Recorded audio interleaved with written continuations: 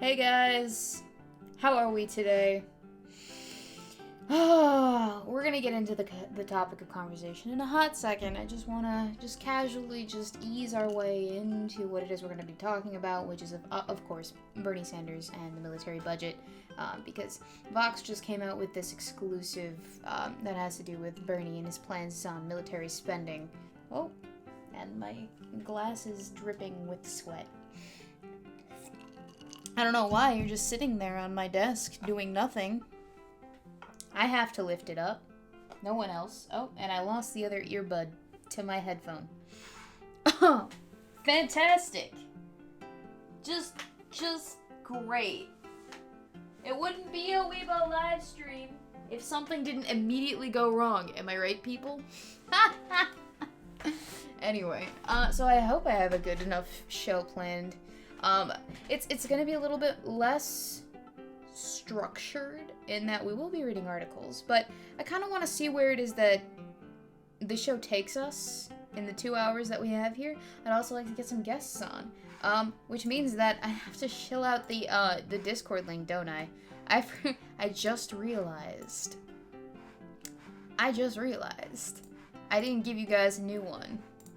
I did not give anyone a new Discord link, so that is right there in the not in the description, but that's in the chat. Yeah, Boomer Weeb. Oh, what would we do without Boomer Weeb? Here, and let me just revamp it on the description as well. Hope you guys can hear me, because I think that is the old Discord link, and that one doesn't work anymore. So now it's all good. Now it's all better. It's fine.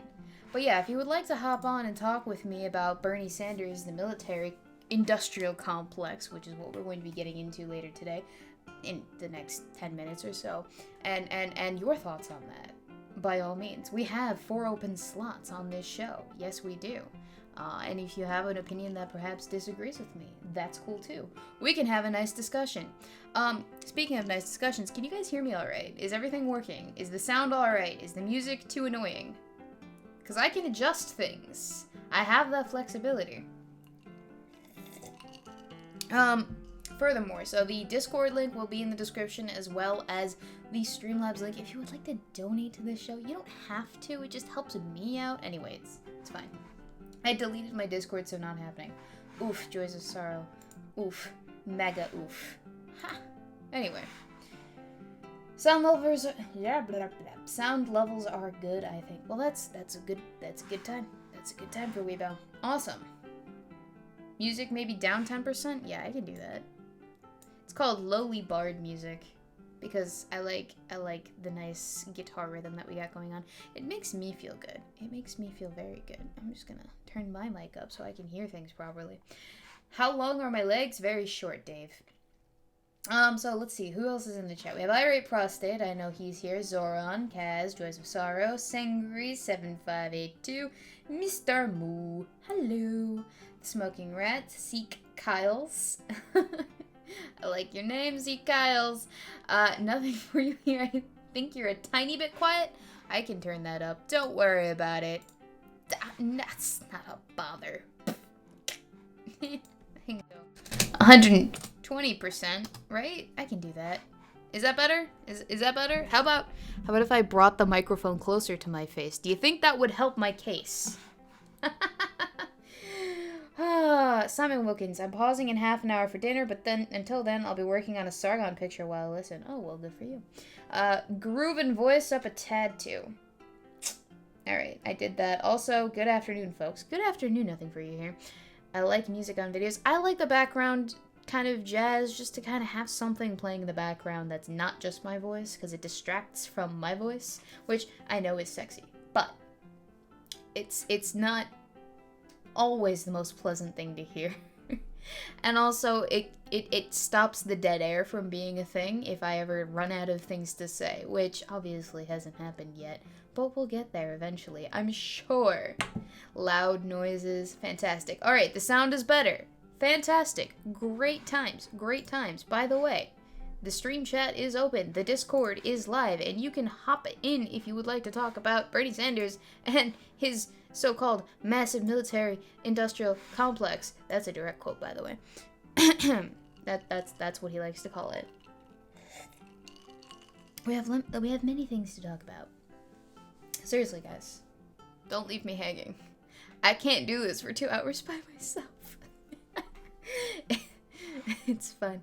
I could probably, but I don't want to. I want to talk with people. That's what this whole show is about. It's a discussion with you, the audience. You know, I want to bring people on who want to have a lively debate or discussion or something about a thing that I bring up. And, you know, it doesn't even have to be the topic that I come up with. It can be literally anything. It's just, I like to have some sort of direction with these things. Otherwise, we delve into dangerous territory. And I don't want to do that. Call me crazy. But it is possible. We can do that. Let's get the smoking rat in. Hello, Mr. the Smoking Rat. I'm gonna unmute the desktop audio. Hopefully you're good to go. Is your audio good? Are we good? I have no idea. Okay, yeah, you're good. You sound good. Chat, does he sound good? Hopefully, yeah. I turned on the desktop audio, so it's good. You should be able to hear the Smoking Rat. And then I'll get the irate prostate in here as well. Hi, irate prostate. Okay, irate prostate is a little bit quiet. We need a round of applause. We encourage irate to get a little bit more enthusiastic with his entrance. Hi, irate prostate.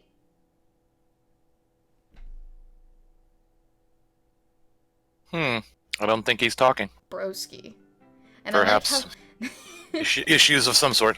Probably. Oh, I see feedback. I see a little green thing lighting up. There he is. Hi, irate prostate. Hi. Hello. You're a little My name's Haywood. Haywood. Haywood, you blow me. Oh, God.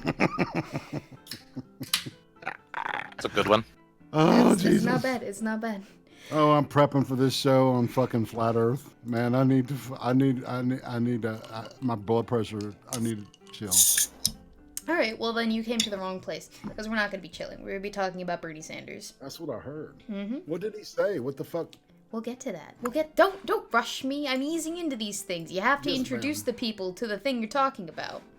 Totally. In order to do that, though, I'm going to piss everyone off with the very first article that we're going to talk about. I'm not sorry. I am not sorry. I'm actually a little bit excited.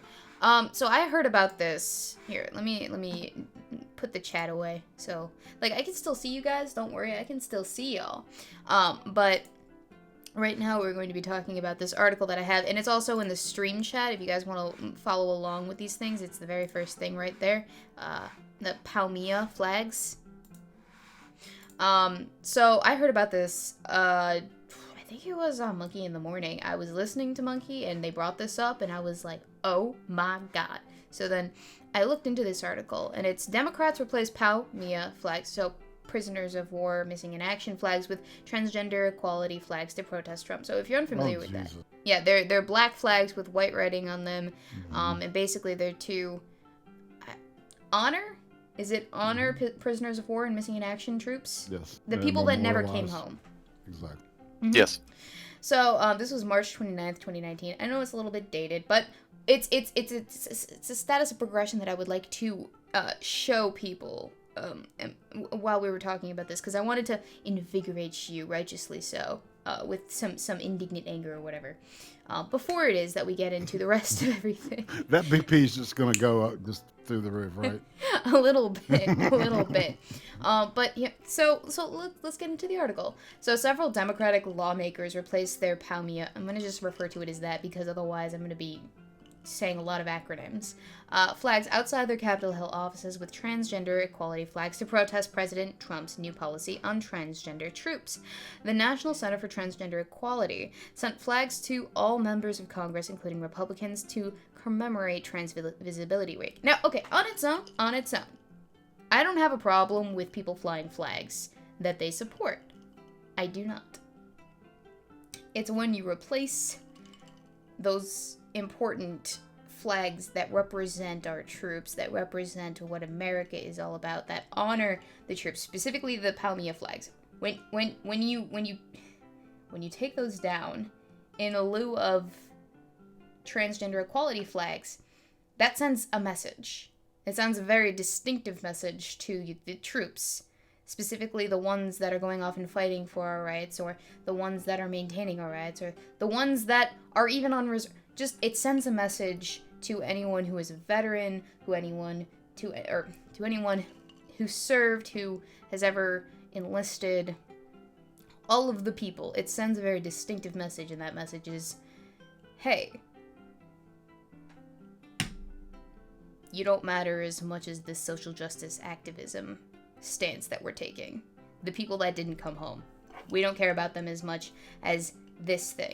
And that's not to say that we should put like the prisoners of war and missing in action people on necessarily a higher pedestal just because they are prisoners of war missing in action above, say, people who are fighting for equality. That's just to say, hey, find a second flag, or the third flag stand in addition to the one that you already got. I mean, Well, I think I read a little bit about that. Uh-huh. Some of the Democrats were mad at, I think it's Adam Schiff from California. Mm-hmm. And he actually did put up a third POW MIA. Yes, I did flag. hear that.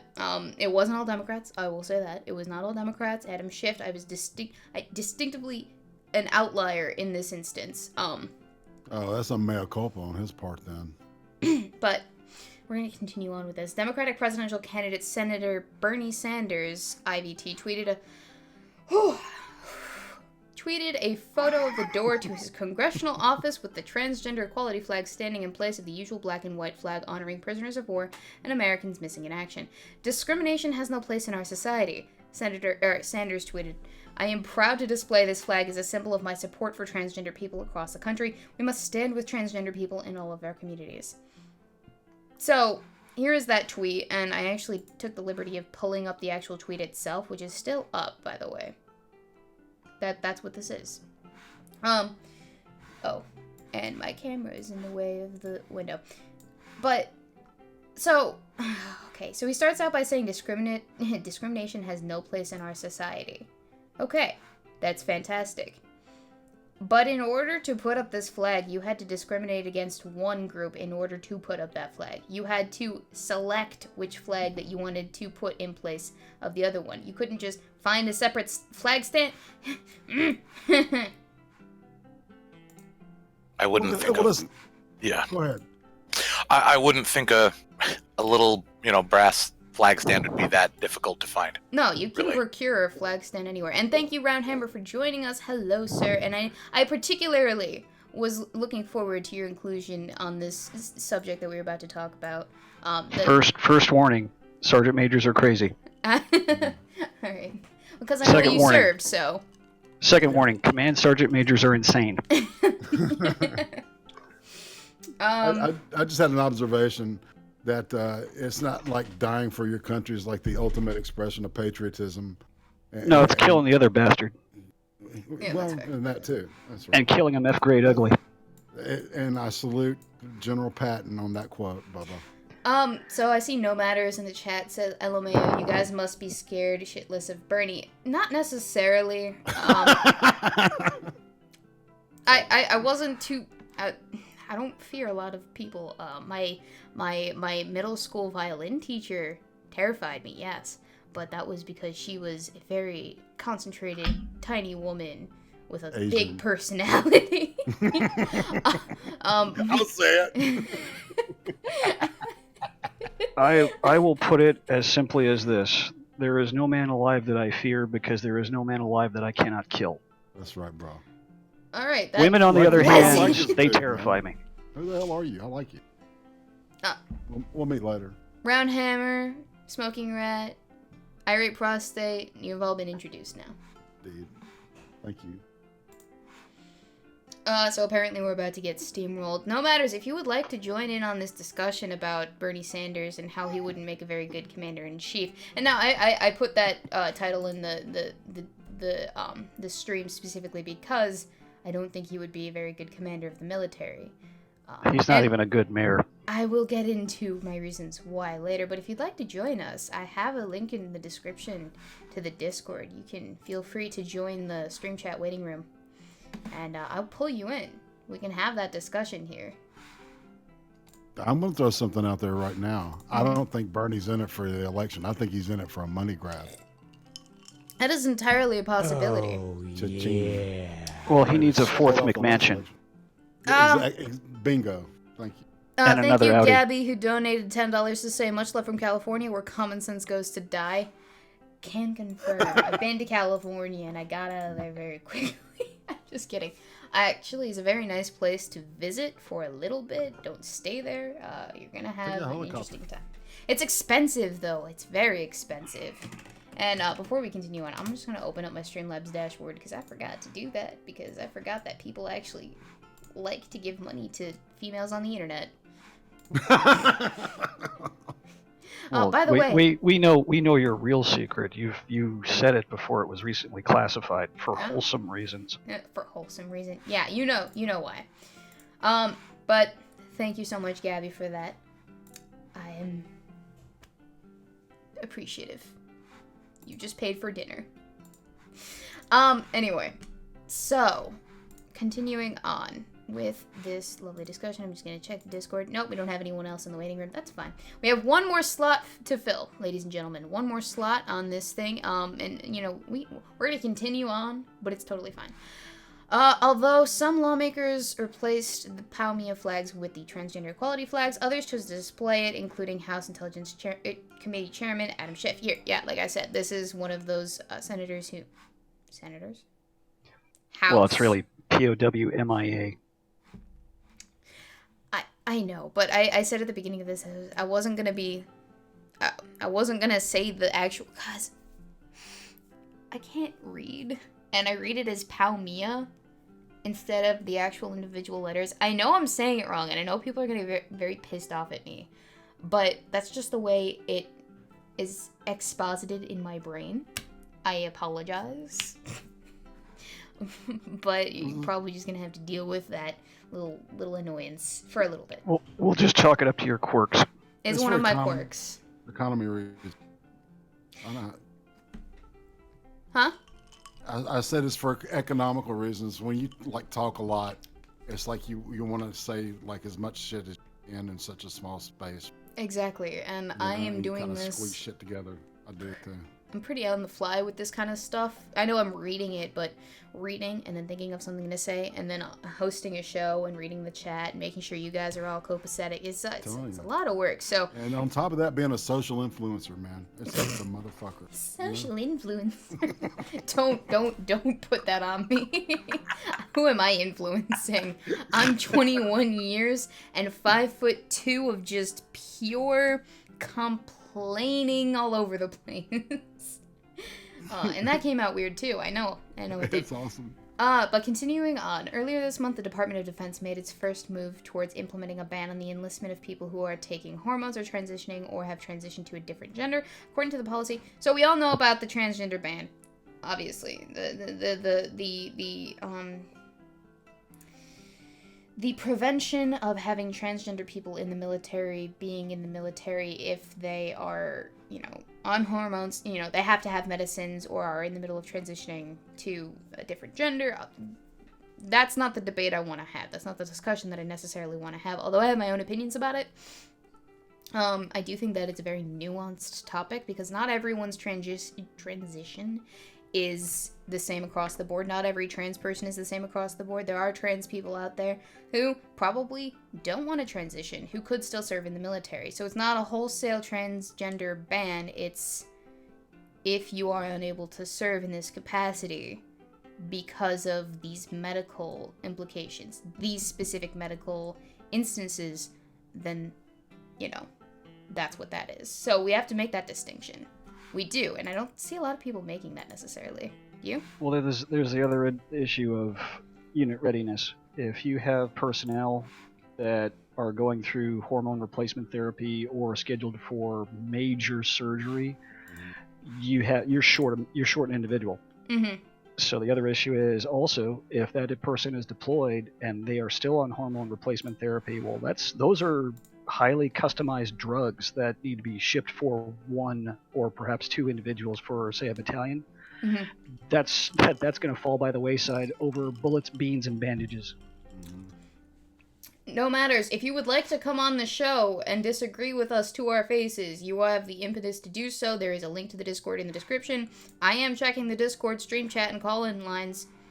You have every opportunity to come and tell us how big of an idiot we are. Put your dick on the table just like everybody. We're a family-friendly show now, alright? Oh, dude.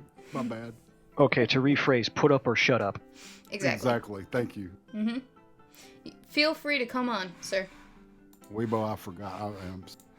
It's totally fine. Don't worry about it. Alright, so that brings us to the article that I was in the middle of reading. This is an exclusive Vox article. Vox, you know, the bastion of all things mainstream media and newsworthy. Exclusive Bernie Sanders explains his plan to cut military spending.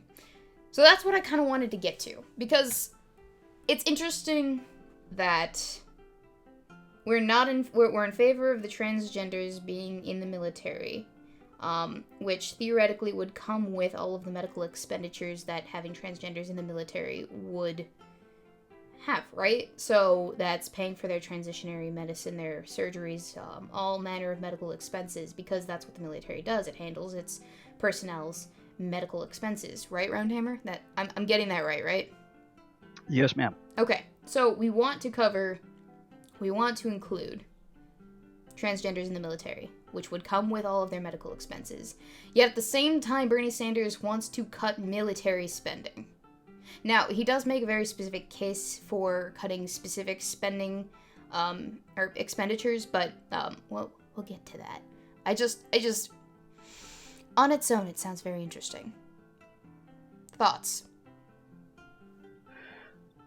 Well, there's plenty of fraud, waste, and abuse that can be cut from the military. There are programs or redundancies that you can chop the budget for Project X and then send it to a higher priority thing such as Project Y or Z. So there's a lot of cutting that can be done within the system without actually cutting dollars. So it'll be an issue of, for a program that needs to be canceled or a program that's an experiment, for example, the Paladin self-propelled howitzer was a 70-ton platform that no aircraft could lift successfully. It wasn't until the C-17 that a 70-ton payload could be carried. But the problem is, like the Abrams tank, you could only carry one. So for a self-propelled gun, even though it had a highly sophisticated fire control system that could fire multiple shells in the air and all land at the same time, it wasn't worth the price, ultimately. So they canceled that program. Similar with the RAH-66 Comanche, which was a stealth scout hunter helicopter. It was an issue where, for what the aircraft offered, the mission basically faded out with the end of the Cold War. Well, isn't that what they used on Bin Laden's raid? No, they used that was a stealth prototype Blackhawk, wasn't it? Yeah, they won't acknowledge what it really was, but it was a Sikorsky aircraft that it was presumably built off of a Blackhawk airframe. Yeah. By the way, I just dropped the Discord link in the chat, as well as it is linked in the description. So if you would like to join the Discord, we have one last slot open on the call-in segment. Yeah, if you feel so impassioned about this subject that you would like to discuss it with us to our faces, by all means, go ahead. Should we continue on with this article? Because it is very interesting, and it did come out today, which is why...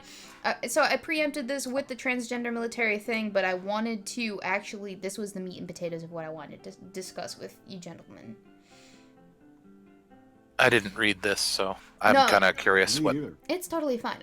We will go through some of the highlighted points and discuss. So Senator Bernie Sanders has long been a vocal critic of America's high level of military spending, but it's not clear how far he's willing to go to do anything about it if he becomes president. So I'm going to move on to his quotes down here. It says, quote, "I'm saying I doubt that I will get that budget." Oh, wait, hang on. With regards to, would a President Sanders refuse to sign a bipartisan bill that boosted defense spending? Would he shut down the government over it? He's saying, quote, oof, reading is hard, isn't it, ladies and gentlemen? Yes, it is, especially when you're doing it live for other people. Quote, "I'm saying I doubt that I would get that budget," he said, instead arguing that Congress would reflect his executive budget.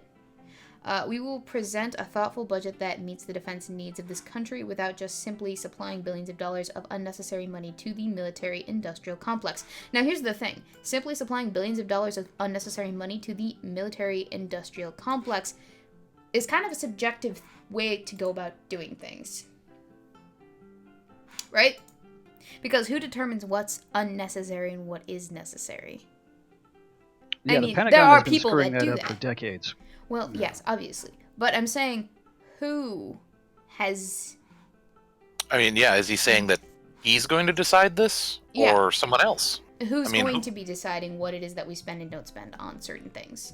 Yeah, I'm sure he's an expert on every fucking type of military weapon I and bet. utility vehicle. Mm-hmm. Mm-hmm. I just trying to think about the logistics of maintaining the money for all of that. Well, I can imagine one program he would cancel immediately, and that is the new Ford-class aircraft carrier. Because I can understand the argument that's been made before. Why do we need so many aircraft carriers? They're failing to take into account the moment there's a crisis somewhere in the world, the president asks, "Where are the carriers?" Right. So Nake Caleb in the chat said, "Do you realize we spend a fortune on military that we don't need?" I'm not saying that there isn't a place where we can make cuts. There's several areas within the entirety of the budget where people could make cuts, and it would be feasible. I'm not saying that that's not something that we should do. I'm just saying I don't think I trust Bernie with that task. Yeah, Balick does bring up a good point, but the thing is, for example, the military as a whole needs to be brought under one central means of procurement. Mm-hmm. For Balick, example, you want to hop on? If you look at every combat uniform each branch has, they're all different. They are. The Marines have Marpat. The Navy has their grape pixel. The Air Force only recently is switching over to multicam, and the Army finally picked up multicam when they should have had it over 10 years ago. So that the issue is the military uniform is a military uniform. It's called a uniform for a reason. Mm-hmm. The dress uniform is where every branch is supposed to stand out and say, "Look at me. I am a Marine. I am a soldier. I am a sailor. I am an airman." The problem is we got it almost backwards now. Now all the dress uniforms look almost exactly the same, and the combat uniforms all look different. And we all have the Marines to thank for that, because they patented their MARPAT system and had the nerve to, well, if you want to use our MARPAT system, you're going to have to pay us a royalty. It's a good pattern. The pixel pattern actually does a number on your eyes, because your eyes blur out on you the further away that individual gets from you, because the brain knows there are no straight lines in nature. What the Pentagon should have done was simply say, if this uniform is now up for selection, it is going to be a competition for the best new system, and if it wins, it wins, and if it does win, everybody uses it. Because we have been using the same uniform since, Vietnam? 1980s, we adapted... Well, no, we pretty much had the same uniform since Vietnam, where in the 1980s, when we adapted Woodland, all the branches took it. Mm-hmm. Right, the NATO. Simply because, again, what happens if you're in a big war situation and all of a sudden you see a alien-looking uniform and this soldier is stressed, they've been under fire, sees a uniform, doesn't realize that's his relief, boom, accidentally shoots a Marine. So what you're saying is all combat uniforms should be exactly the same across the board. Okay, that makes sense. Just like it's been historically. Everyone say hi to Balick. Welcome, Balick. Hello. That is a good point you brought up, and there's plenty to cut, and then simply take the monies freed up from those programs and move them elsewhere. I don't think I would trust Sanders with cutting. But would you trust Trump with it? Like, the thing Probably not. I don't know who I would trust necessarily. I would trust the advisor's opinion, who are exactly 3-star and 4-star generals. The commander-in-chief simply says, "This is what needs to happen. I need the best minds to put their heads together on this at the puzzle factory. Figure it out." Even with the 3-star general, though, you get shit like that gold plating where you have people like, oh, we want a new fighter with the F-35 that can do multi-role fighting, close air support, be a helicopter, literally everything all in one. You can't do that. No, that's because the F-35 is not a fighter. So we're actually going to look at the budget itself proposed for 2019 at some point. So and the various areas that the American government spends its military budget on, and where theoretically cuts could be made versus not. So, well, one second, like don't I wanted get too into things. Well, one thing. Go ahead. One thing with the uniforms, I completely agree with. Is it Roundtable that's talking about the Roundhammer. Roundhammer? I completely agree because you had like the military in Iraq 2.0 come out with what is it, ICP camo, that like really shitty multicam that didn't work for anything. No, it was ACUs. It was pixel AC. gray. That was first deployed in 2005. I know because I was one of the first guys to deploy with it. It was Yeah. awful. And I how saw long friendlies. That was up until after, I think. Well, the Army's only recently adopted multicam. Yeah, exactly. And they call ACUs it. was like what 2013 or something like that. It wasn't too long ago. No, it was 2005. When they switched. Oh yeah, about that time, yes. Because the thing is, it's not the pattern. It was the color palette. The dominant color was gray, and it was a blue-based gray. If it was a brown or green-based gray, it probably would have worked a bit better. But the dominant color was a blue-based gray. And when you can see friendlies at 1,100 meters without the aid of binoculars, you got a problem. UCP and OCP is the new one. Mm-hmm. Yeah, nobody calls it that. They call it multicam. Well, I was going to say ICP was famous for that Juggalo pattern that was, utilizing it. So, That was a bad joke. I see what you shall I did there. continue on with the article? Because we haven't even gotten to the actual exclusive part of this article with Bernie Sanders. Rip it out, girl. I will. So, Is it okay if I play video games? yeah, it's fine. So long as you Okay. actually talk at some Yeah. point. Yeah. All right, so, quote, both Democrats and Republicans have billed the boost in defense funding as a push to rebuild the military. Spending on defense decreased under President Barack Obama, both because the Iraq war was winding down and because of the sequester. Of course, there is real money a Sanders presidency, which promises to shrink. God, wow, I am having so much trouble reading today. I apologize. The U.S. involvement in wars could make a dent in the Overseas Contingency Fund, the Pentagon's emergency fund, which can be used for, quote, a future event or circumstance that is possible but cannot be predicted with certainty, and is outside of the base defense budget. For example, makes up $69 billion for 2019. So that's $69 billion of what I think is $700 billion, roughly, and I'm overreaching because I know it's maybe just 11 billion shy of 7 billion. It's like 688 or 89 billion. Yeah, somewhere actually. up there in the high 600 billions. It's high. Yeah. So I mean, 69 billion is a lot of money, but it Yeah. doesn't make a huge They're basically dent. leaving like 10% free for in case of emergency. Yes, which I think 10% is, is not that bad. an in case of emergency fund is probably very important to have because Yeah, it's in case you know what of qualifies as emergency. an emergency? 11 September. Yeah. Yeah. Did you just say 11 September? Yeah, the U.S. military, it's date first and then month. Oh, God. Yeah, like the rest of the world. The rest of the world is wrong. on there. I'm not gonna fight with you guys on that, though. But another example of an emergency, 7 December. Yeah. Yeah, another example of an emergency, the North Korean army charging across the DMZ. So we have examples of, in a case of emergency, funds that would make sense to use the OCO fund. Oh Yes, that is the thing that the military has set aside in case it hits the fan. And it has happened enough times in the 20th century and the 21st century that, again, pattern indicates future behavior. Sooner or later, there's going to be something that happens at some point. You can't get caught flat-footed where all of a sudden we need to airlift the 101st Airborne or the 82nd Airborne or whoever to this crisis area now.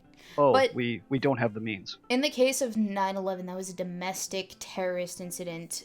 So would the Overseas Contingency Fund actually be used for something domestically? Is my question. Yeah, because the response was in Iraq and Afghanistan, which occurred within 3 days. Okay, that's fair.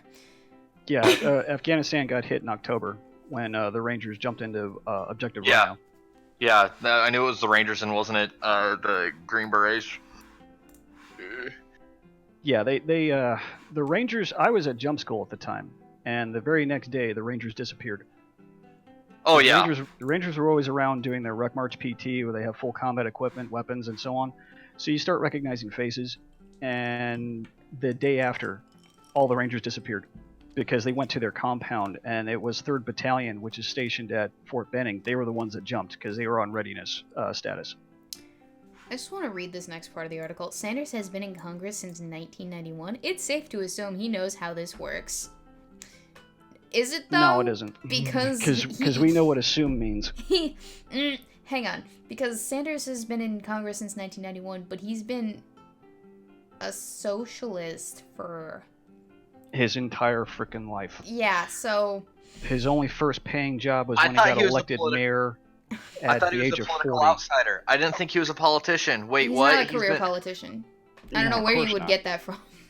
This is madness we're discussing right now. He's not a career politician. Didn't he spend his honeymoon in fucking like Russia. Moscow? The USSR. Yes. You know, the And he- bastion of all freedom and... Oh, the workers' paradise, where there's like bread lines are a good thing. Because But people no, are getting I- food. That was Everybody has to eerily get food. good. I prefer coupon clipping and going to the local supermarket and say, oh, hey, these bagels are on sale. They're $2 less than this other brand I normally get, and they're just as good. Oh, hey, I can get this off on Dude. chicken or meat. That's me and Balik every time we go to the store together. Let's see how much bang we can get for our buck. Your coupon foo is strong. Well, not so much coupons, but we do try it. It's more so, let's go to the cheapest place we can buy things and then buy the cheapest thing there. Or buy in bulk and get more for your dollar. Yeah, Right? bulk is always a plus Mhm. when Like- it's for You people would hate shopping non-refrigerables. with me. I'm an impulse person. We Can bought, I use my EBT card to buy beer? 72 Cascade pods, and we found out that they were like 3 cents cheaper than if we just bought like 18. So how many were you able to 3 eat? cents. We- 3 cents is. Well, each Cascade pod is cheaper if you buy them in bulk. Yeah. And But they lasted until last week. programs that should be looked into, not necessarily with the intention to cut, but just for a bit of scrutiny, are programs like the F-35, where, again, the aircraft is proving that it is having trouble in development. It's not just the airframe; it's Just- issues with the software for Yeah, both flight control and weapon systems. So Mhm. it could be a And system. networking. Yeah, and didn't it lose its trial runs against the F-18 and the No, A-10? It was the F-16. Oh, they F-16. had a quote unquote antiquated F-16 Bravo, which is a 2-seater, loaded down, and it was still in 1v1 engagement. It won every engagement against the F-35. The only time the F-35 could actually win was when it was engaging in beyond visual range.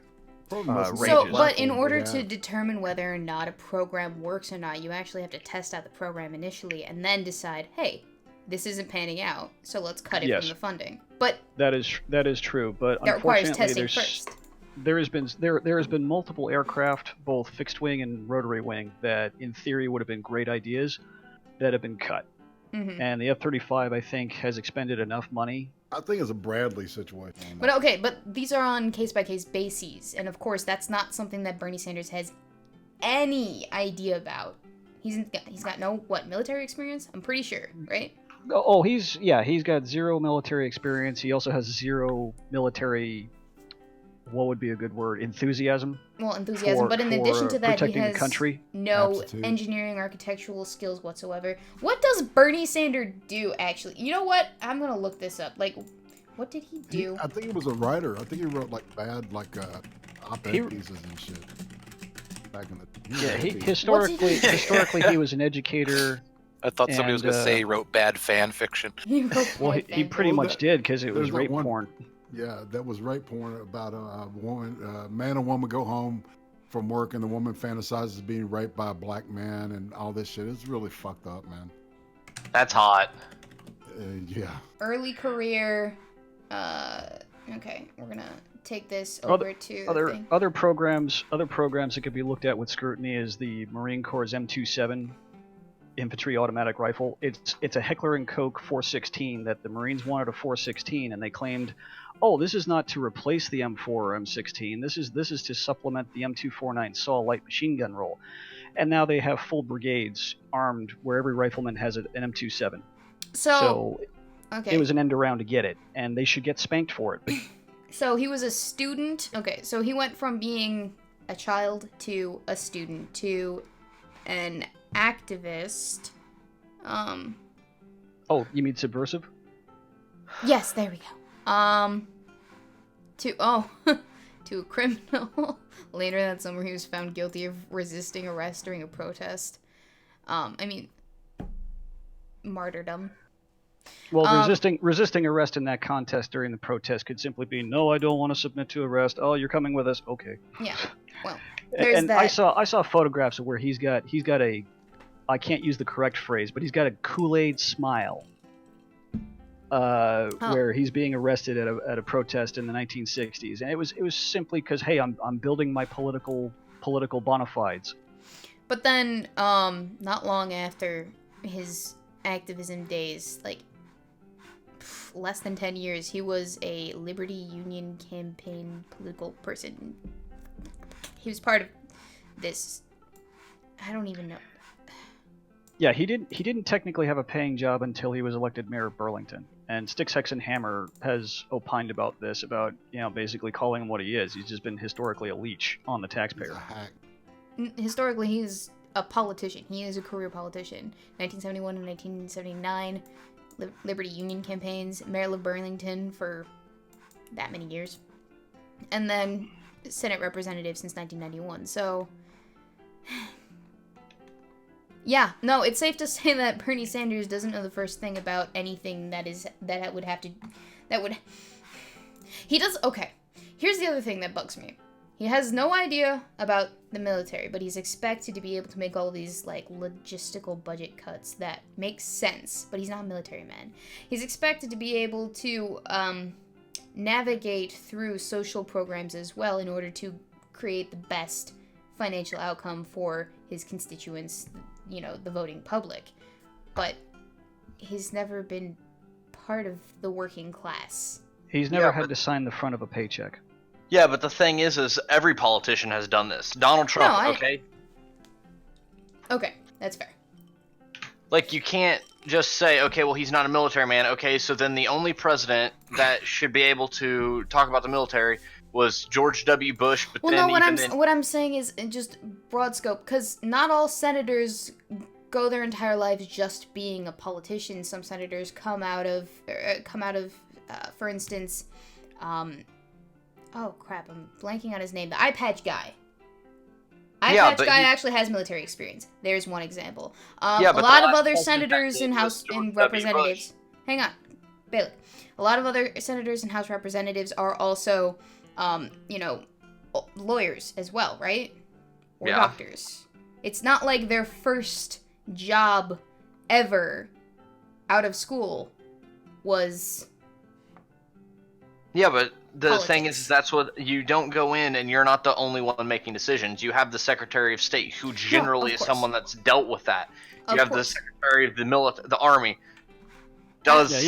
Even Dan Crenshaw, who was the SEAL with the eye patch. I mean, he would know full out where he was at the tip of the spear. He's not the guy that he would probably be the first to admit, hey, I don't know how all the logistics works. No, of course, but I'm saying I know he what probably I know what to do at has the first 50 meters, but not at the rear where they're figuring everything out. What I'm getting at here is he probably has more of an idea, so I think he would be better qualified to actually give a perspective on this issue than this presidential candidate who Can you is imagine talking a president about with a beard making and an eye cuts. patch? That would be the coolest thing. We would be Who was a former SEAL, and the rest of the world was like, whoa, don't mess with this dude. He looks like Big Boss. Yeah. Ranting Monkey. Oh shit, I thought this was a video. I stopped listening to music for this. Well, you have some music in the background, so I hope you can enjoy what it is that we're talking about, which is Bernie Sanders and how unqualified he is to make decisions. That's very... I don't think he's unqualified to make decisions, though. I think he's perfectly qualified. Well, anyone's qualified to make a decision on the simple basis that they can decide, yes, I want to do this, or no, I want to do this. But can you make an educated, and who can make the best decision in certain circumstances?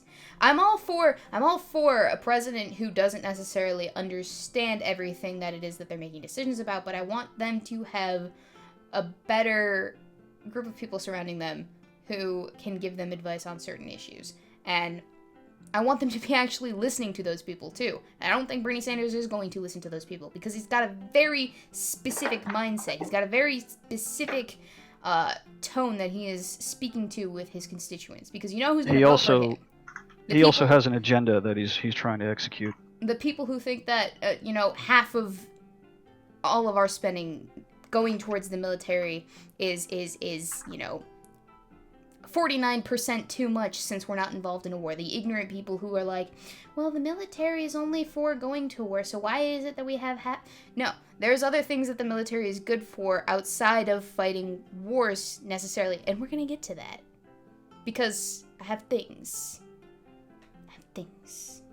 I'm gonna make a point about that. Things and stuff? Things and stuff. So, here's the actual interview, the exclusive with the Vox article. Tara, here's the interviewer. I'm not even gonna bother with her last name, but you have recently voted against massive defense funding packages. There were bipartisan support for a substantial defense spending boost just last year. Would U.S. president refuse to sign spending packages like that? Bernie Sanders responded with, well, I think you have a president right now who is a huge cheerleader for the military-industrial complex. So, excuse me, what I would be prepared to do is understand that we are now spending more than the next 10 countries combined. Yes, we are. I know that. But by GDP, we're not spending any more. Yeah. And also, everybody's ignoring the fact that we're not only paying for our military budget, technically we're paying for China's military budget with all the products made in China that we purchase. Boy, oh boy. And they are massively building up and have been for the past 10 plus years. Yeah. And Beijing does nothing without a reason. They're building islands to make military bases, so, yeah. At the same time, we have veterans sleeping out on the streets. Major crises after major crises in affordable housing infrastructure. So these two things have absolutely nothing to do necessarily with our military, but he's just bringing them up because he's talking to his audience. We know that. I think we have to get our priorities straight, and our priority should include not spending more than the next 10 nations on Earth. So what is that number then? What is a good number to be spending on the military? Because I don't want to see anyone necessarily, and I haven't read the full thing, but I don't see him actually proposing, instead of 7 billion, let's spend 700 billion, let's spend 500 billion instead. What is a good number for Bernie? Or just anyone in general? Well, reasonably, I think you could probably knock that down quite a bit. I mean, if we stop paying. Just spent the time to go through the numbers instead of just giving these massive 700 billion. Well, I mean, is it even possible? I mean, do you really think you could cut it in half? I mean, is that even if that's feasible? I could see trying to reach that, but I don't know. Well, like I said, we're going to look at the budget itself and see where you could feasibly make cuts, but that's going to be after it is that we get through this article. Because I did bring up the budget. There's two things that I brought up. I brought up the wiki, which is very simplified and very easy to go through. Or we could go through the FY 2019 budget proposal. 100 and some plus pages, so don't make me do that. The other thing I think I should bring up that people in their naivete seem to completely misunderstand is they see a number, example 700 billion, and they think it's an endless pot of money that you just keep reaching your hands into. They don't seem to understand that is subdivided through all the components of the U.S. military. And everybody's heard tier 1 operator, right? Everybody thinks that means special forces. Technically it does, but it's really an accounting classification. Yes. A tier 1, technically they have no budget limit.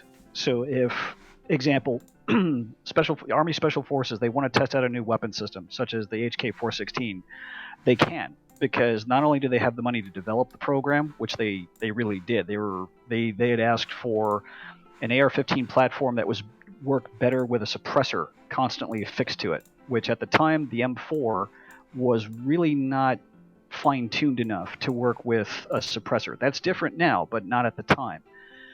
As a result, they have the R&D budget to work with, and then they deploy it, and then they field it, and then they run with it. Tier 2 would be on the level of the U.S. Army Rangers, where, again, they have a very high budget to get the tools they need to get the job done. It's not unlimited, though. Tier 3 is, for example, airborne, which is what technically I was. So we goofed around. It's like, hey, I'm a tier 3 operator. It's like, yeah, operate over there with the mop on the floor. But classification, and as a result, all these funds have to be subdivided again, and so on until every battalion has their annual budget for that fiscal year. Mm-hmm. And that budget includes fuel, it includes food, it includes ammunition, it includes training, it includes specialty schools to send soldiers to. So it's not an endless pot of money. And this is what I think politicians in some cases are naive about, or in some cases they are malicious about concealing, where they just want you to think, oh, it's endless money, therefore we can send this money to where we think it's morally appropriate to send. Well, the welfare and entitlements programs are not endless pots of money either. And this is what politicians, I think, they've gotten too accustomed to this idea where, oh yes, the tax base will always be there. It's like, are you sure about that? As John Cena would say. Well, because every time you kick up taxes, production goes down because, one, it stifles private business for the small mom and pop level shop. It stifles mid-level. It stifles expansion. It stifles R&D. It stifles a whole bunch. Everybody hears about, oh, Amazon got away with not paying anything. Well, they spent $23 billion last year on research and development to create the 2-day package delivery system. And that logistical advancement is not just going to be confined to them. Those systems are going to expand to everyone that delivers items, to include the military. Because now you have barcodes on all your weapon systems, where instead of having to stand and read out a serial number, you just hit it with a laser reader, and then your inventory check happens inside 10 minutes versus 2 hours. Okay, so I do think you're right about the whole just giving a big number and not breaking it down for the simple-minded folk who have no idea what they're talking about, such as myself, the experts in none. It is a little bit disingenuous to just give us a number and be like, this is what's happening, isn't it outrageous? Because it isn't nuanced. It is this big, massive number without any context, and that's ridiculous. So I'm going to continue the article, unless anyone else had anything else to say. Well, I was just going to say that, forgot what. No, that's fair. If you have something to say, feel free to just interject wherever necessary, because this is supposed to be a conversation. Well, I'll be rude and interrupt. Well, yeah, okay, fair. So Tara asked, when you say you would look differently at a military budget, when there is a bipartisan spending deal that boosts up defense and it lands on your desk, you would, ... It doesn't go quite like that. You have a president who makes that proposal. You have a president right now who says, I want to increase military spending, and you have Republicans who say that's a great idea, and more or less Democrats say, yeah, that's a great idea. Maybe we'll play around the edges, but when I'm president, we're not presenting that budget. We will present a thoughtful budget that meets the defense needs of this country without just simply supplying billions of dollars of unnecessary money to the military-industrial complex. So, okay, he says this a lot, the military-industrial complex. I'm not quite sure what he means by that. Can someone fill in the gaps for me? It's BS. It's a thing that President Eisenhower in his final address warned about, was the concept of the military-industrial complex. But it wasn't just that. There was also, he included education and research and things like that, where why should you, Ms. Weebo, as a taxpayer, pay for a study of the viscosity of peanut butter? Why should I pay for peanut butter? Exactly. Why should you, as a taxpayer, Ms. Weebo, pay to see the effects of cocaine on monkeys? And again, why should you, as a taxpayer, pay to study shrimps' locomotive abilities on a treadmill? These are programs that people made jokes about, but they were real fun programs that we all paid for. Yeah, I remember the crab treadmill thing. Yeah, that guy got like $250,000 for that or something like that. Right. Hang on, have you not seen Rand Paul's waste report every year on Festivus? Oh yeah. We spent like $2 million redoing the trails and national parks in Russia. Yeah, that's kind of not our problem. That's what that category falls under. Not not our problem. Okay, gotcha. So I looked up the term military-industrial complex, because apparently it's defined by the Google machine, and it says a country's military establishment and those industries producing arms or other military materials regarded as a powerful vested interest. So that's very broad, but that's got a very distinct meaning to that. Meaning, anything that we come up with that's an invention, right? Yeah, but again, Velcro was developed through government programs. The internet, the internet started as DARPANet. Joyce of Sorrow, you don't have to delete everyone who disagrees necessarily, or I don't know why you would hide. Well, that person that guy just got squashed for asking about. Basically, it's an Israel question. Okay, I don't see why that's necessarily an issue. Don't time anyone out unless it's like distinctively harassment of an individual on this stream or calling for violence. Okay, otherwise it's not. Let's an issue. nuke some people. Okay. Well, we declared a war on poverty, and that's not gotten us anywhere. Well, okay, but see, here's the military-industrial complex. Correct me if I'm wrong, but don't they handle things like here's a list of military inventions, right? So things like the fact that we came up with the walkie-talkie in the 1930s, that would be paid for by the military-industrial complex. That's what he's talking about. All of these initiatives and inventions that people come up with that, enhance the military, but subsequently, like duct tape, 1942, has multiple uses. Without the military-industrial complex, we wouldn't have that.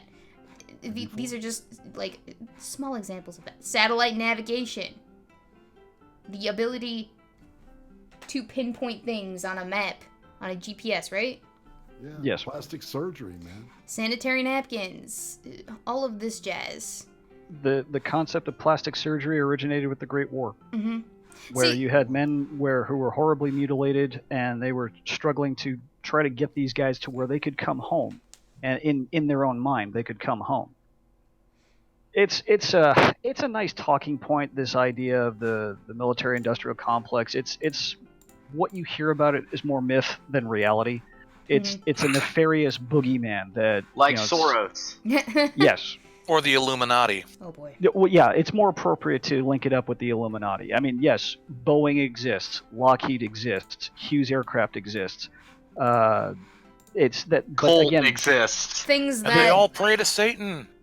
the initiatives that the military-industrial complex, quote unquote, that comes up with, though, that's part of the expenditure that would go into granting such a massive budget, correct? Yes. Okay. and also what people are failing to take into account is that the dollar has lost a lot of value in the past 15 years. Let's be asked why I couldn't host this when he was off work. Well, that's because I do a stream every Thursday from 4 to 6 p.m. And if you happen to be at work, I'm sorry about that, but you know how much I hate Bernie. I'm going to read that as sarcasm. Sorry, man. It's a thing. It's Press F to pay respects to Lispy. Well, for example, aircraft ultimately are a result of military procurement. Mm-hmm. The aircraft that the Wright brothers developed was the first flight of the Flyer barely spanned the wingspan of a 747 heavy, right? By the end of 1918, you had aircraft that were pushing almost 180 miles an hour and could reach altitudes as high as the pilot could tolerate the rare atmosphere. And the Germans even developed an oxygen system to where they could go above 10,000 feet. So apparently the dollar has actually increased in the last 2 days. Sorry, I was looking at that and I wanted to know if that was the case. Yeah, it's gone up by like a cent. Sorry, thanks, Lispy. 2 days don't count. 2 days don't count. How about? Yeah. How many days would you say? Well, I'm talking about years. Because in the past, during the Obama administration, not only did the United States get its international credit rating downgraded twice, the dollar lost at least 40% of its value with the quantitative easing nonsense. Well, it's been going up since 2018. It did go down since 2016, though. but it's all over the place. Okay, I don't want to talk So about this is why the good idea fairy really needs to get a blast of raid. Okay. We're going to continue on with the next question. Hey, what do you mean? Bernie Sanders' economic advisor says we can just constantly print more money.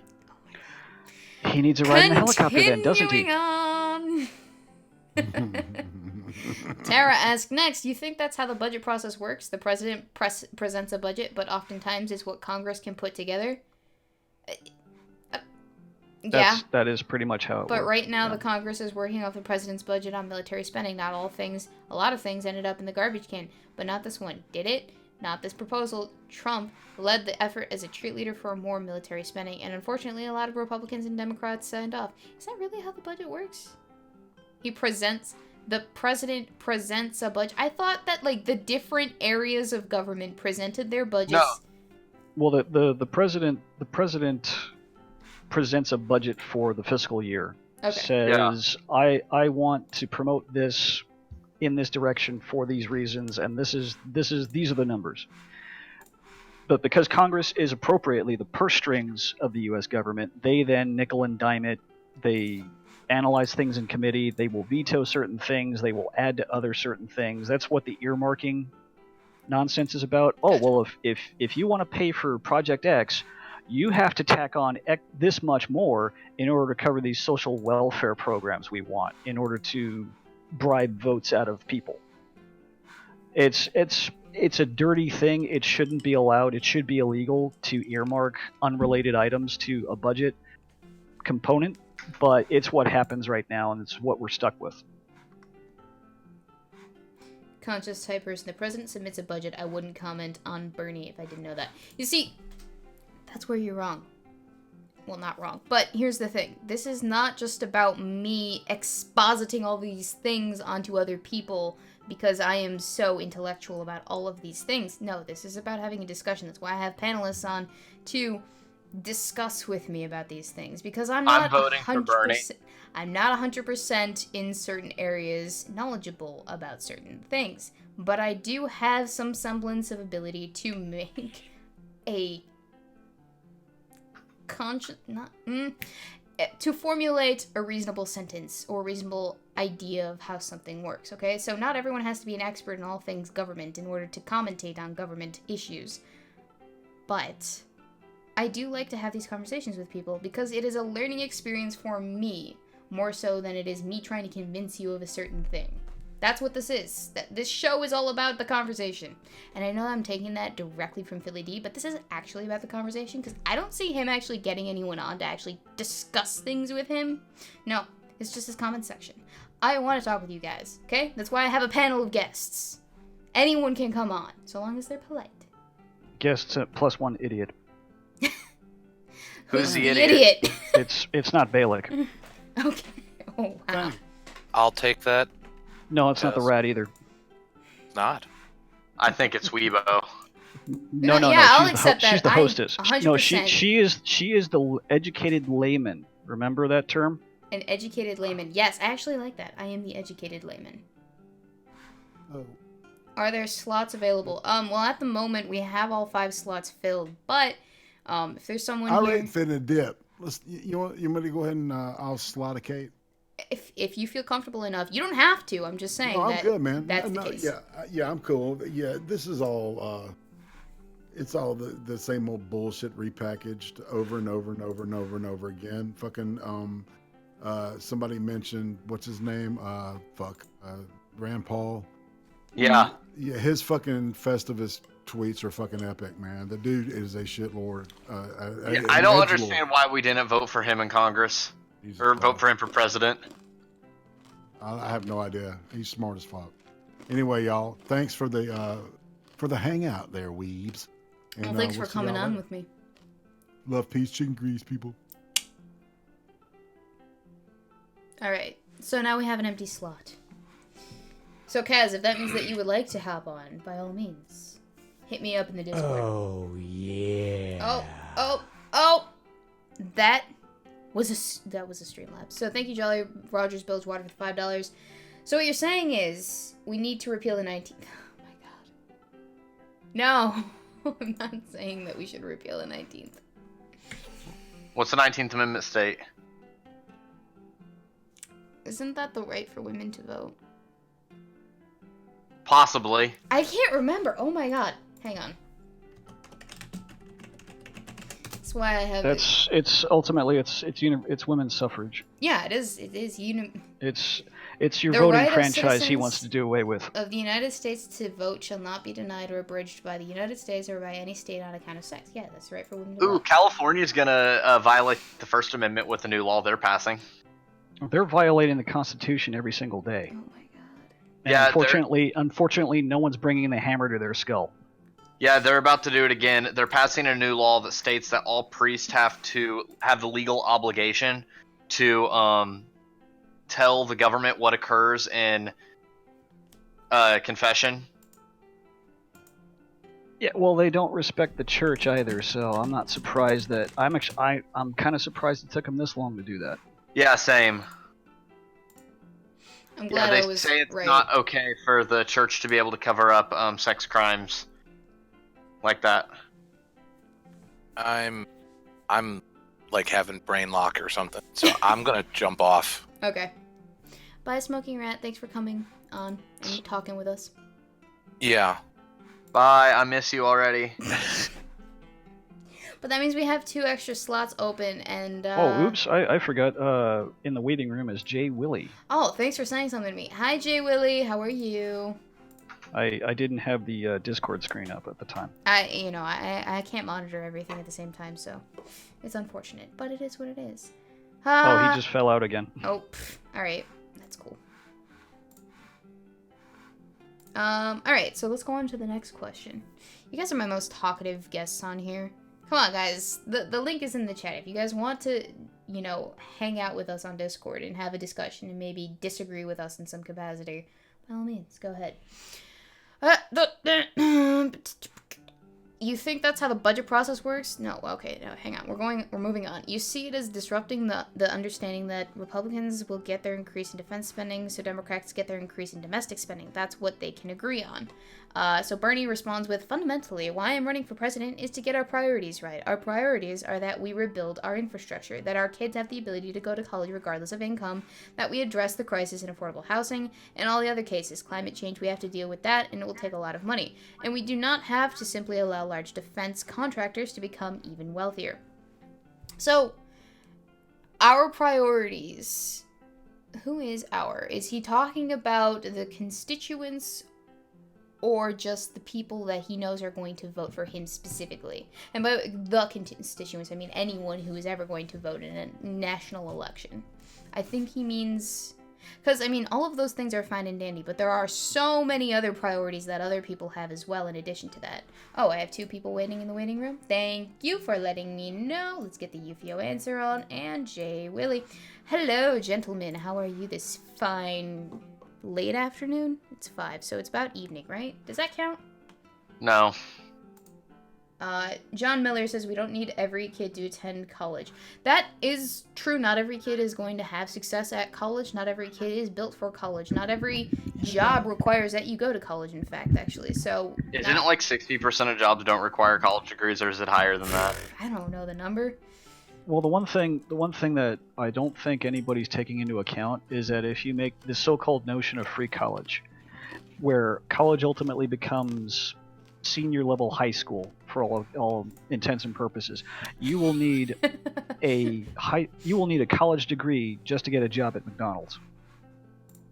You will devalue a bachelor's, whether it's fine arts, or sciences, and those are already devalued. And they are been horribly devalued. So the problem with college that nobody's willing to look into is the issue that they are government-backed loans.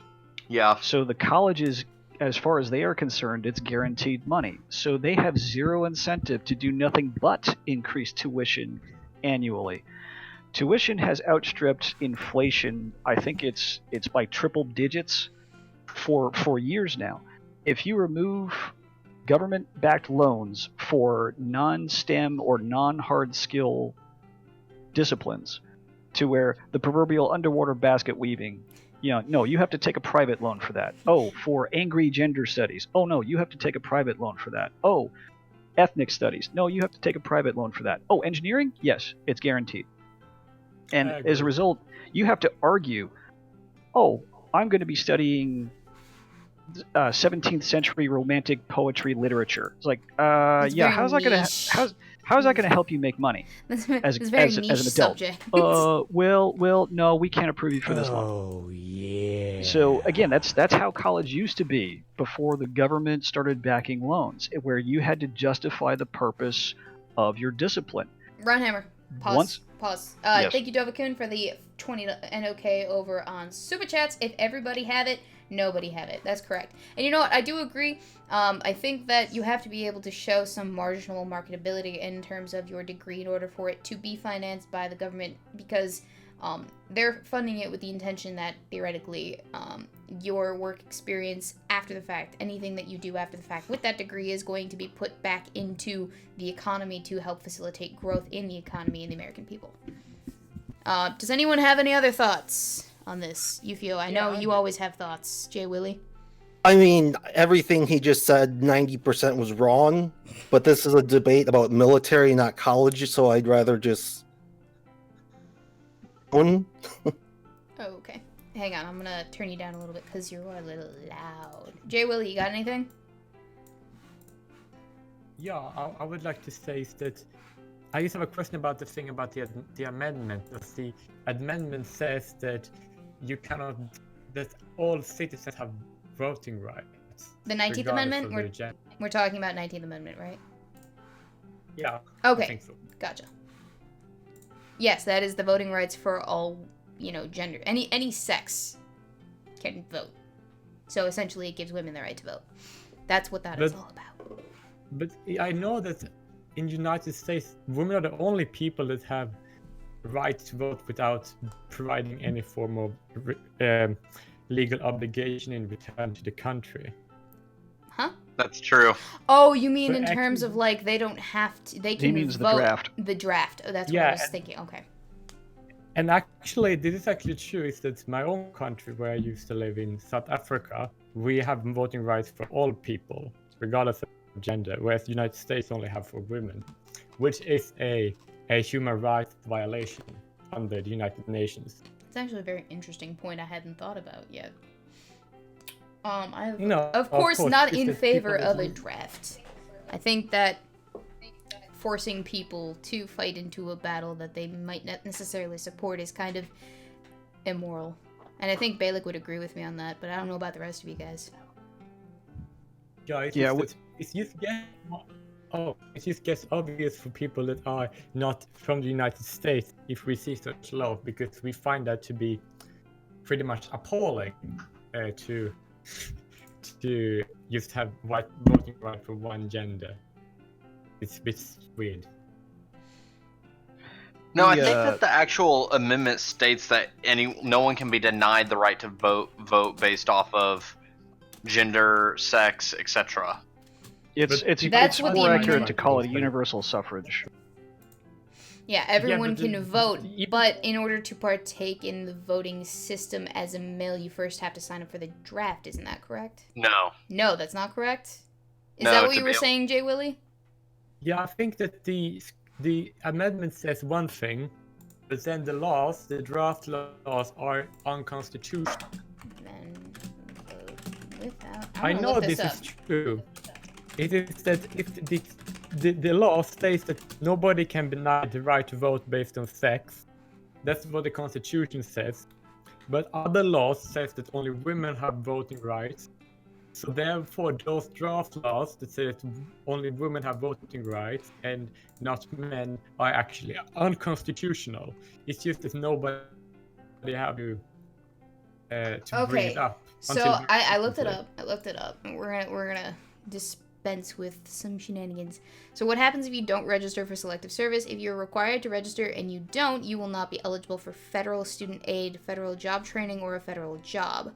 So in terms of that, you won't be able to hold like a position, one in the military or like a federal job. Isn't like you can't be opposed to men. You may wait. or get a college loan You or can't get a college loan. grant. You may be prosecuted and face a fine up to $250,000. Jesus Christ, or 5 years in jail. And I think that might be where you're coming away with this notion of if you don't sign up for the draft, you can't vote because you'd be a felon at that point, right? No, it's that he simply says that if you're going to vote, as a man, you need to apply for the select service or else you're not allowed to vote. Okay, where does it say that? Because there is an argument to be made that is the case, but it's only after you've been prosecuted for avoiding the draft that it would apply, at least according to this language that I'm reading right here. Oh yeah, that's probably the case what you're reading, but I've used read in other places. It's just that the thing is that people are trying to get rid of the draft law pretty recently this year. It's going to go to the Supreme Court because it's unconstitutional, and they have to change it, either scrap it completely, Can you or send they me a have link to this? Well, that I'll send you a link issue to with it. the Or they issue have with the to draft has to remove do it. with combat roles now being open to female personnel to apply. So now that the exclusivity that the draft offered, the combat arms exclusivity, now that that's being removed, now the draft is being looked at more seriously in the sense of, well, now that females are also officially open to combat roles, direct action combat roles, the draft is now being looked at as correctly a sexist rule. Jay Willie, I guess I would have to ask, can I see, do you have any links to what it is that you're talking about? Because I'm not quite sure. I've not heard anything about that. And we just looked at the actual restrictions with regards to that, according to a government website. I do have a video regarding that. A video? Which I can post. Yeah, it's just that's the only video I don't have another source. I could find it, but that's the only source I have right here with me right now, if that makes sense. Yeah. Can you give me something that I could maybe read or something? Can I give you a video you can watch? Something instead? that I could read that with regards to this. Okay, I found a video, but this would probably not do for the stream. It would be another time. I don't have the watch, the watch together thing set up for it, so. No, we don't have to watch it. We can just leave the. Yeah. We can just leave it right there.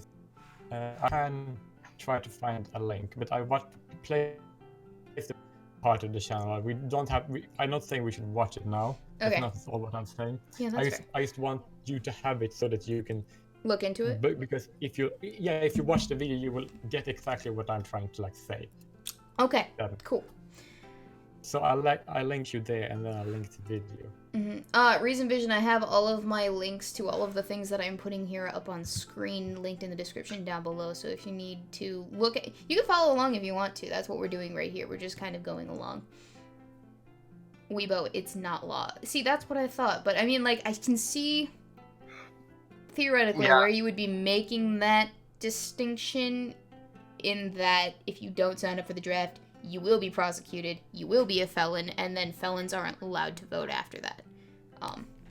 So that would be... Yeah, I agree with Lispy on this. I voted before I was registered for the draft, so...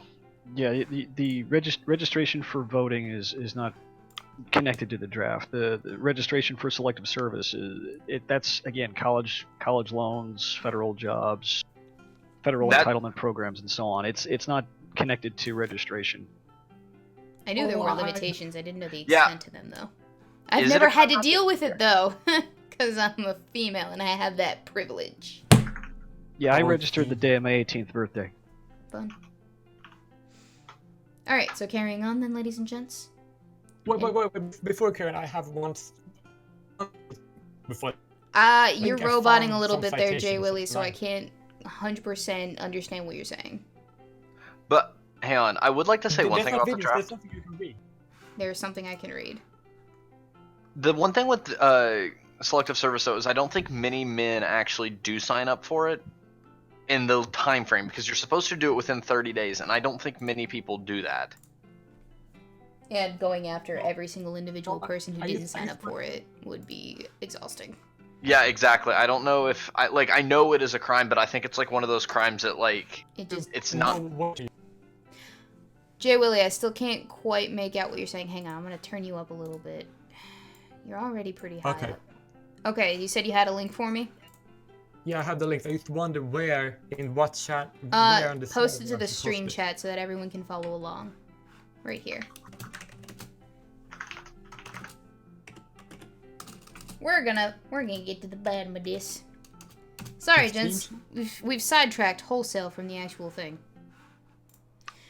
I should post it in stream chat, right? Yeah, I just tagged you in the stream chat where you're supposed to post it. Oh, perfect. Now I can see a link for you. I was wondering what the video of his source was real.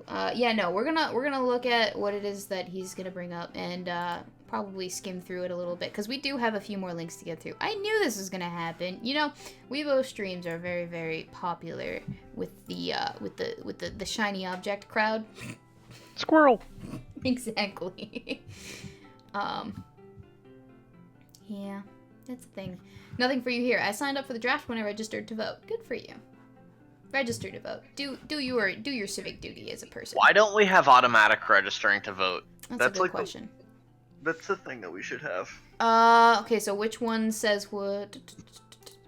Copy. Alright, so All I'm the gonna... links says something about the sort or what we are talking about. Okay. I don't know which is what, so I just Drafting- wanted to get them like that fast. Drafting... Hashtag Bernie Sanders. Okay, so drafting only men for the military is unconstitutional, judge rules. So this is a February 24th, 2019 article. Military draft that applies only to men is unconstitutional, federal judge, da-da-da-da. Okay, obviously. The exclusion of women from the draft was fully justified because women then were not allowed to serve in combat, but the Pentagon abolished those restrictions in 2015, opening the way for women to serve in any military role for which they could qualify. While historical restrictions on women in the military may have justified past discrimination, men and women are now similarly situated for purposes of who's got feedback? Who got the feedback? Who's lighting up? I hear things. Balek, that's you. I was shutting or opening my window, sorry. Shame on you. My room's hot. Bad Balek. We live in the same house. Just turn down the AC. No, I turned it off. I don't know why, my room just gets hotter than everyone else's. That's fair. Like, my cigar box says it's 75 degrees in my room. Ooh, that is excessive. Okay, if there is ever time to discuss the place of women in the armed service, the time has passed. Though no one has been conscripted in the United States military in the more than 40 years of military service. Selective Service Act requires all men to register when they turn 18 in case a draft is reinstated. They remain eligible through age 25. Men who do not register can be fined, imprisoned, and denied services like federal loans. So we already went through that. I think I'm just going to do a quick search. There is nothing. I just did a quick search for voting. There is nothing that this article mentions about voting. Like, I don't know if that's the sources I could find. I don't know if they're good. Okay. And if you don't have time today, you should perhaps do it another time. Off stream later. Yeah, I'd probably look into it, but as of right now, and I'm going to look at the second article that you posted as well, and I'm just going to do a quick search. In the U.S., males must register to the vote for the draft by age 18, including only sons and even disabled men if they can move about. Historically, a large percentage of men were drafted before they were even old enough to vote. Okay, so that's what that says about that. Yeah, it wasn't until the 1970s that the voting age was lowered to 18. There's nothing in... There's nothing here that says anything about voting. I think the only people that should be able to vote are people that own land. Yeah, that would actually make perfect sense to me. Okay, we're not gonna get into that because I know it's gonna be a whole other thing. It does make so much more. That is a T-Rex sized squirrel. That is. We have. It makes so much more sense, though. We have 35 more minutes. We don't have bad, time. Balek. Bad. Oh Thanks my for the god. implications of this. Because it's actually very, very important. Like that is a shiny object of epic proportions that I don't even want to get into right now because we literally just got off another tangent and I haven't even gotten through this Vox article, which isn't even that long. Guys, do you see that little bar right here? This is not that big, but for some reason it's taken us almost an hour and a half to get through it. I cannot deal with you. Okay. Fundamentally, I am running for president to get our priorities right. Our priorities are that we rebuild our infrastructure. We that our already kids talked. have the We already ability to did go this. to college. We already did this. We have one last I'm saying I doubt that I would get that budget. That's the way it works. When the president... Oh, wait, it just bounced. When the president says, I want this, then fine. If the president says, look, I want you to start for the first time to take a hard look at the military budget and tell me why you think you need this money and try to pare it down because we have other needs, then it becomes a whole other process. Where is my pudding? Oh my god. I couldn't even pay attention to what you were saying. It's just retreading that he wants what he wants and people have to give it to him because it's morally right. Oh my god.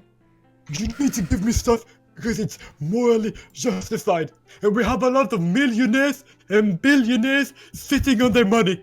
So and if we being go rich. so if They we are go, the 1%. So if we go to feeltheburn.org and we go to look at Bernie Sanders on military and veterans, this is actual, like, his stances on the issue. So we're gonna take a look at this because I feel like this is a little bit more better.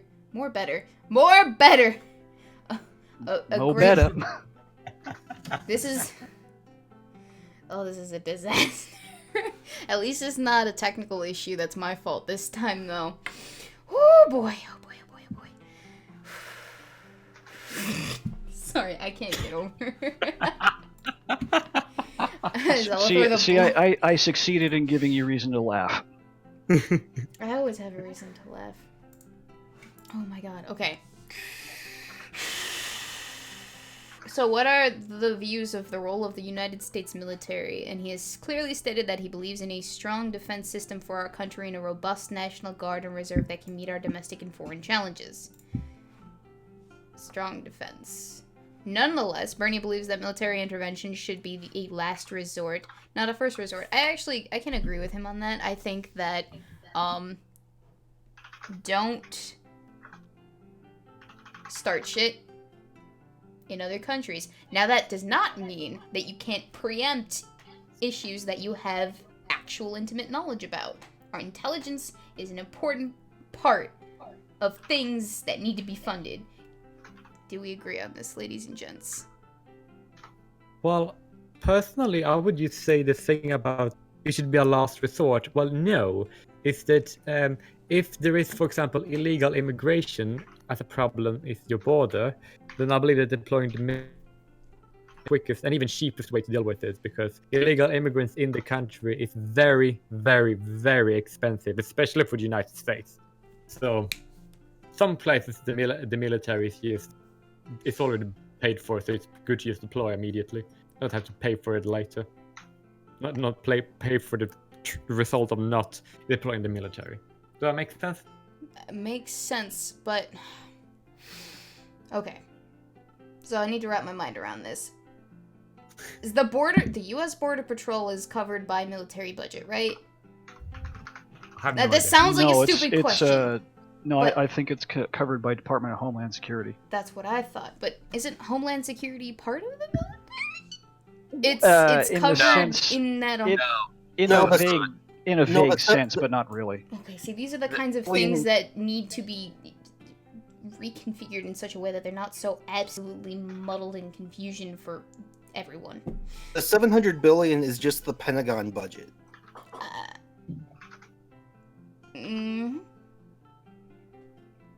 The Pentagon does not deal with the border. Why not? That's just a waste of money. Why can't they just do it? It would be... So we've agreed that that was a false comment. The border is not protected and supplied by military defense spending. Military defense. That's retarded. The Pentagon budget. You're right. The $700 billion. Okay. Just get that out of the way. I just wanted to say that's my point entirely. It was just that I said it was weird that the military didn't protect. That's very weird. It should protect the border. So the fact that those are two separate portions of the budget is what's weird for you. Okay, sorry, I didn't 100% get it. Well, not that, but that the military isn't protecting the borders. That's weird for me.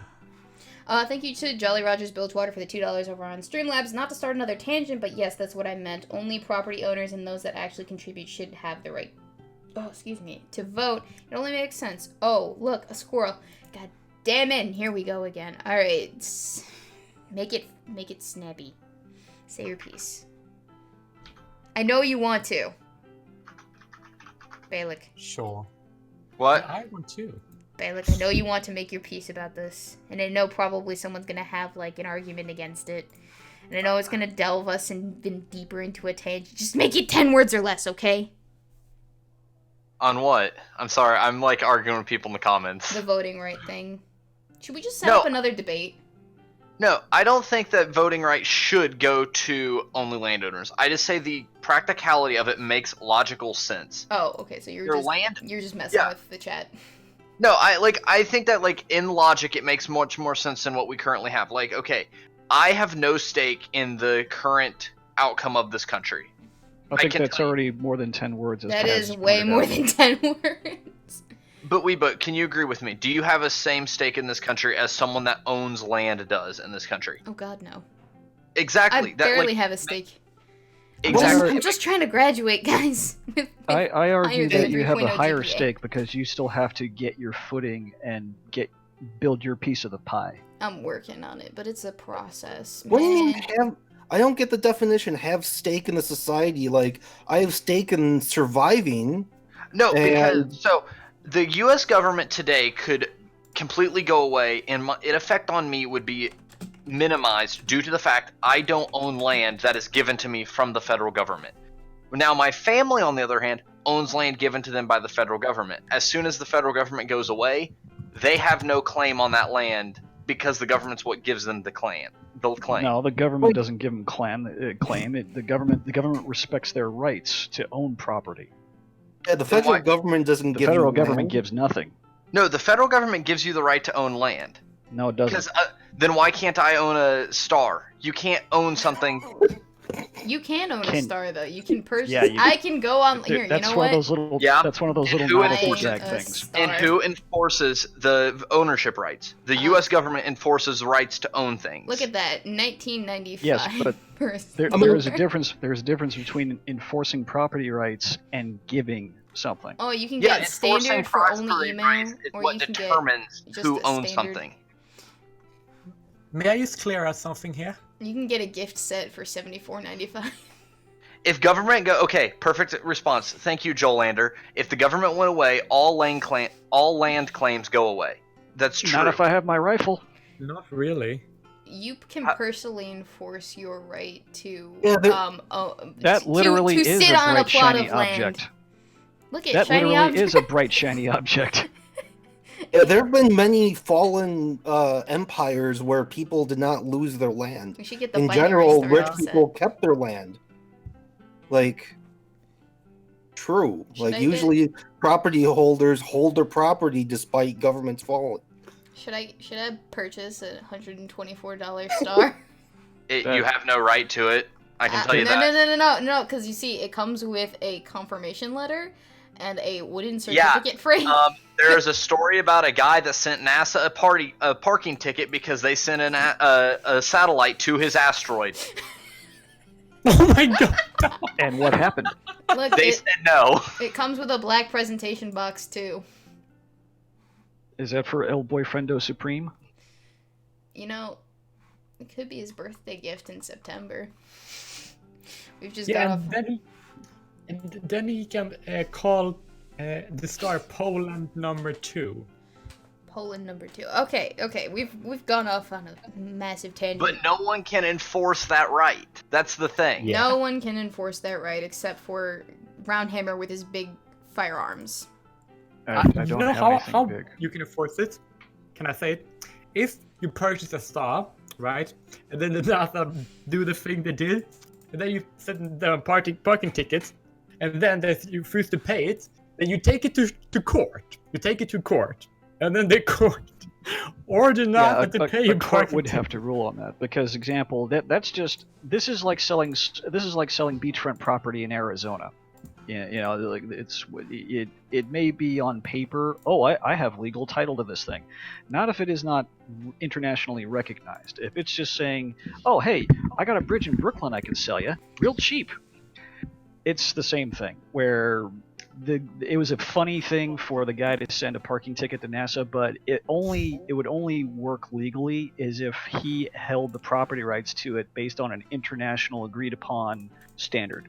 Which what is they've already internationally discussed agreed those. upon? Like, It Well, doesn't need to for be- property rights, for example, mining, exploration, water harvesting, mineral rights. If you have a standard for mineral rights that have been established for the asteroid belt, such as for any type of resource development, once that is established, then you will have, oh, I legitimately own asteroid LV426. Yeah. Can you insure a star? And if it disappears, do I get my money back? Gabriella, Well, technically, Cup No, Pouch. technically, it could already have burnt out, and the light just hasn't. The supernova, the Yes. light of the supernova hasn't reached us yet. Wah, wah. All right, moving on. What does Bernie? No. No. No, I just need to say that something doesn't have to be Are internationally. you telling me no on recognized. my own stream, J. Willie? I'm trying to. If you're like, It does have to be internationally recognized for you to have a valid claim on it. Like, I don't know I'm why sorry. I even bring up. no, wait, then Israel would have to forfeit all of it, like half of its land, because it's not internationally recognized. no. And the United States and Iraq is not internationally recognized, and America and Afghanistan is not internationally recognized. Like, most of this stuff's not internationally recognized. Like, I don't know what world court you think property rights are Pause. deemed of. Bill Stevens, thank you for the $10 over on the super chats. What about the original residents around that star? Their rights? Oops, bigger shiny. Sorry. This is gonna be a meme now perpetually, isn't it? Okay. Just offer the original residents a lease. No, but here's the thing with this: is so Sounds the like international Zimbabwe. consensus is to Oh, own land. The yeah. government gives you the title to the land, etc. Correct?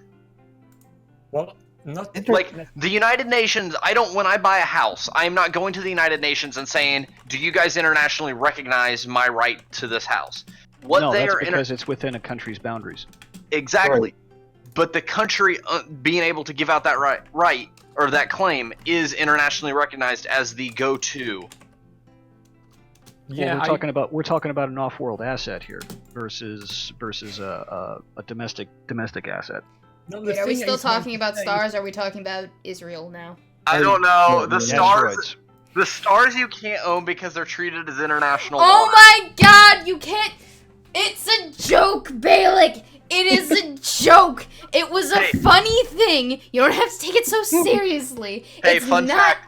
If we built a base on Mars, the base itself is property of the United States, but the land it sits on is not property of the United States. I'm gonna freaking explode. Yeah, but I also need to Tell I just that need to the say one Chi-Coms thing. once they land a lunar base. They'll declare the moon theirs. You know, I'm glad we've established that Bernie Sanders is irrelevant compared to talking about moon bases and Mars bases.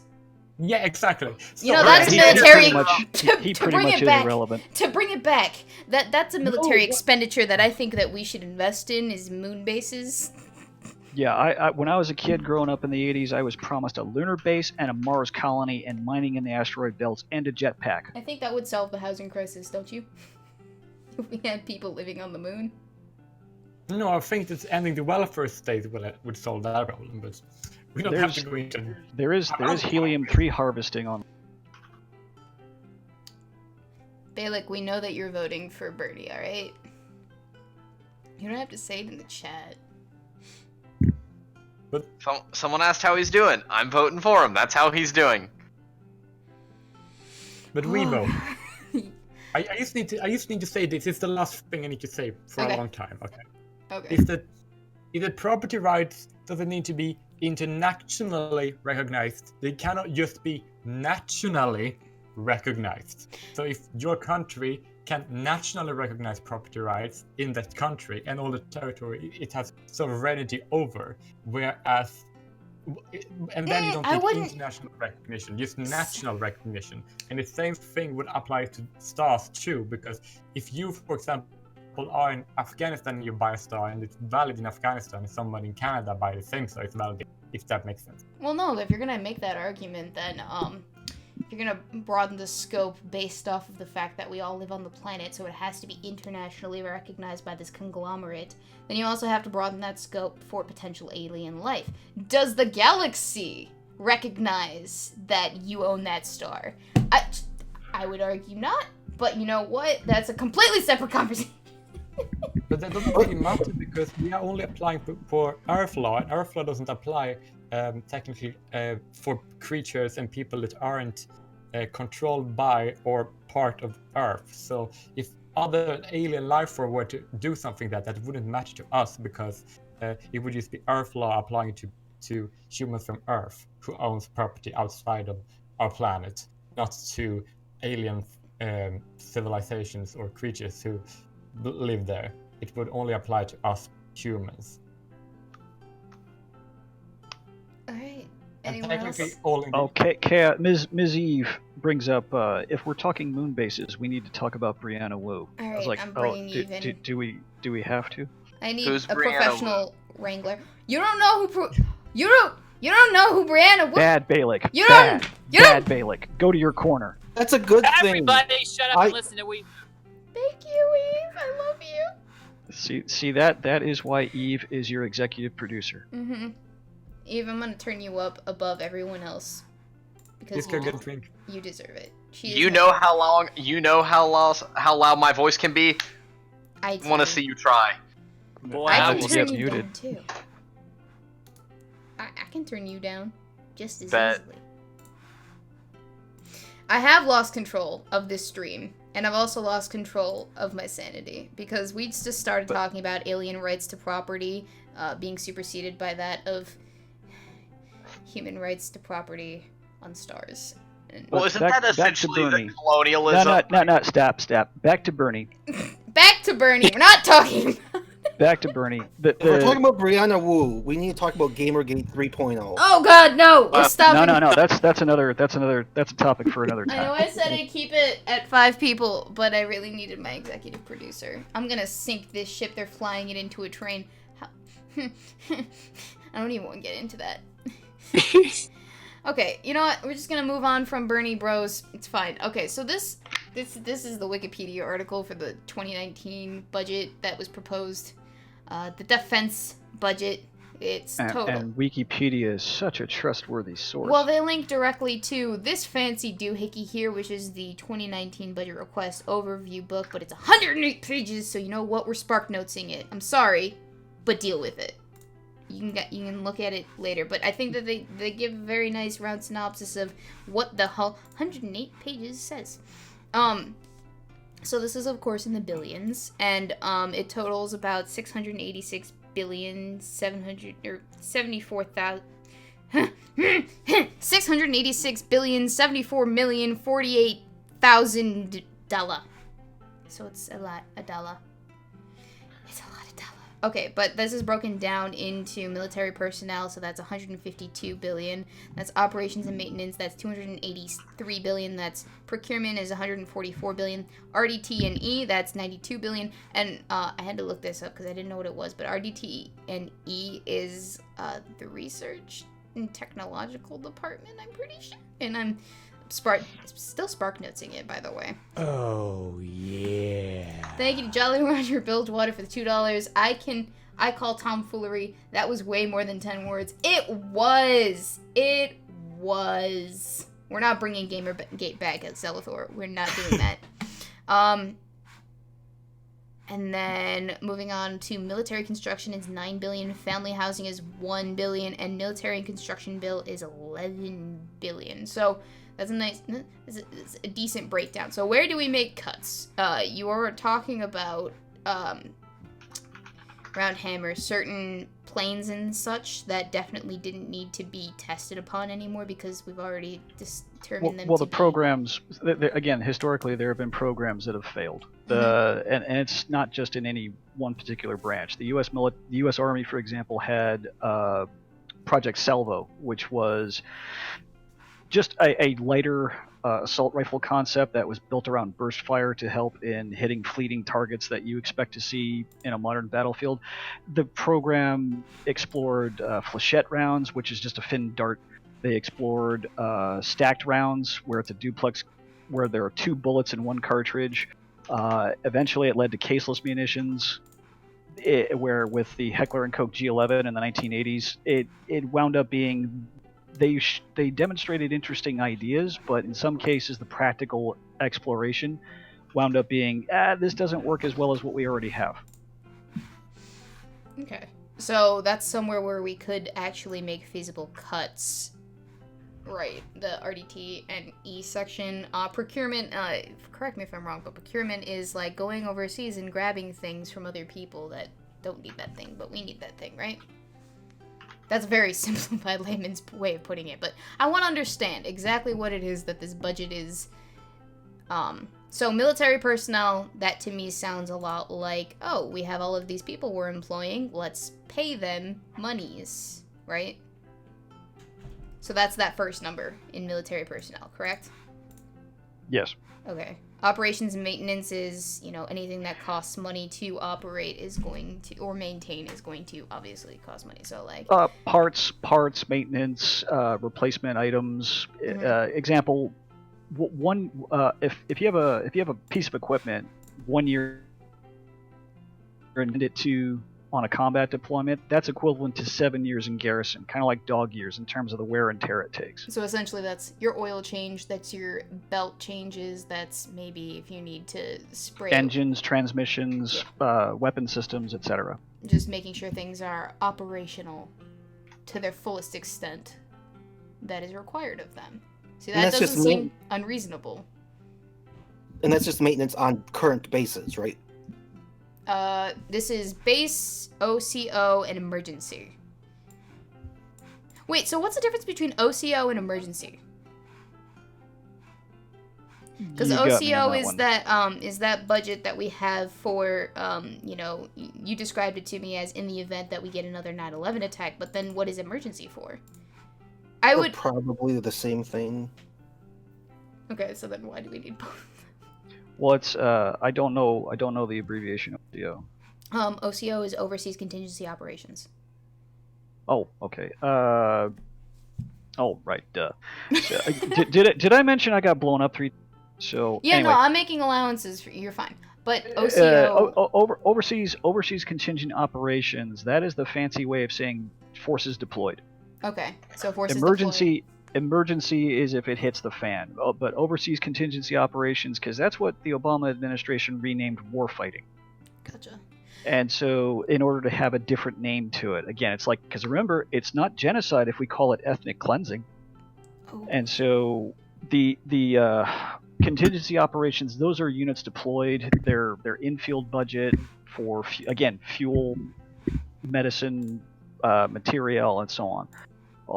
Because again, a unit deployed is going to be, their operations tempo is going to be based on a daily operations where you've got battalions launching multiple operations per day from each company, each platoon, even down to the squad level. So, okay, hang on. This budget doesn't count the Iraq and Afghanistan operations. So OCO is the response after the emergency hits the fan, right?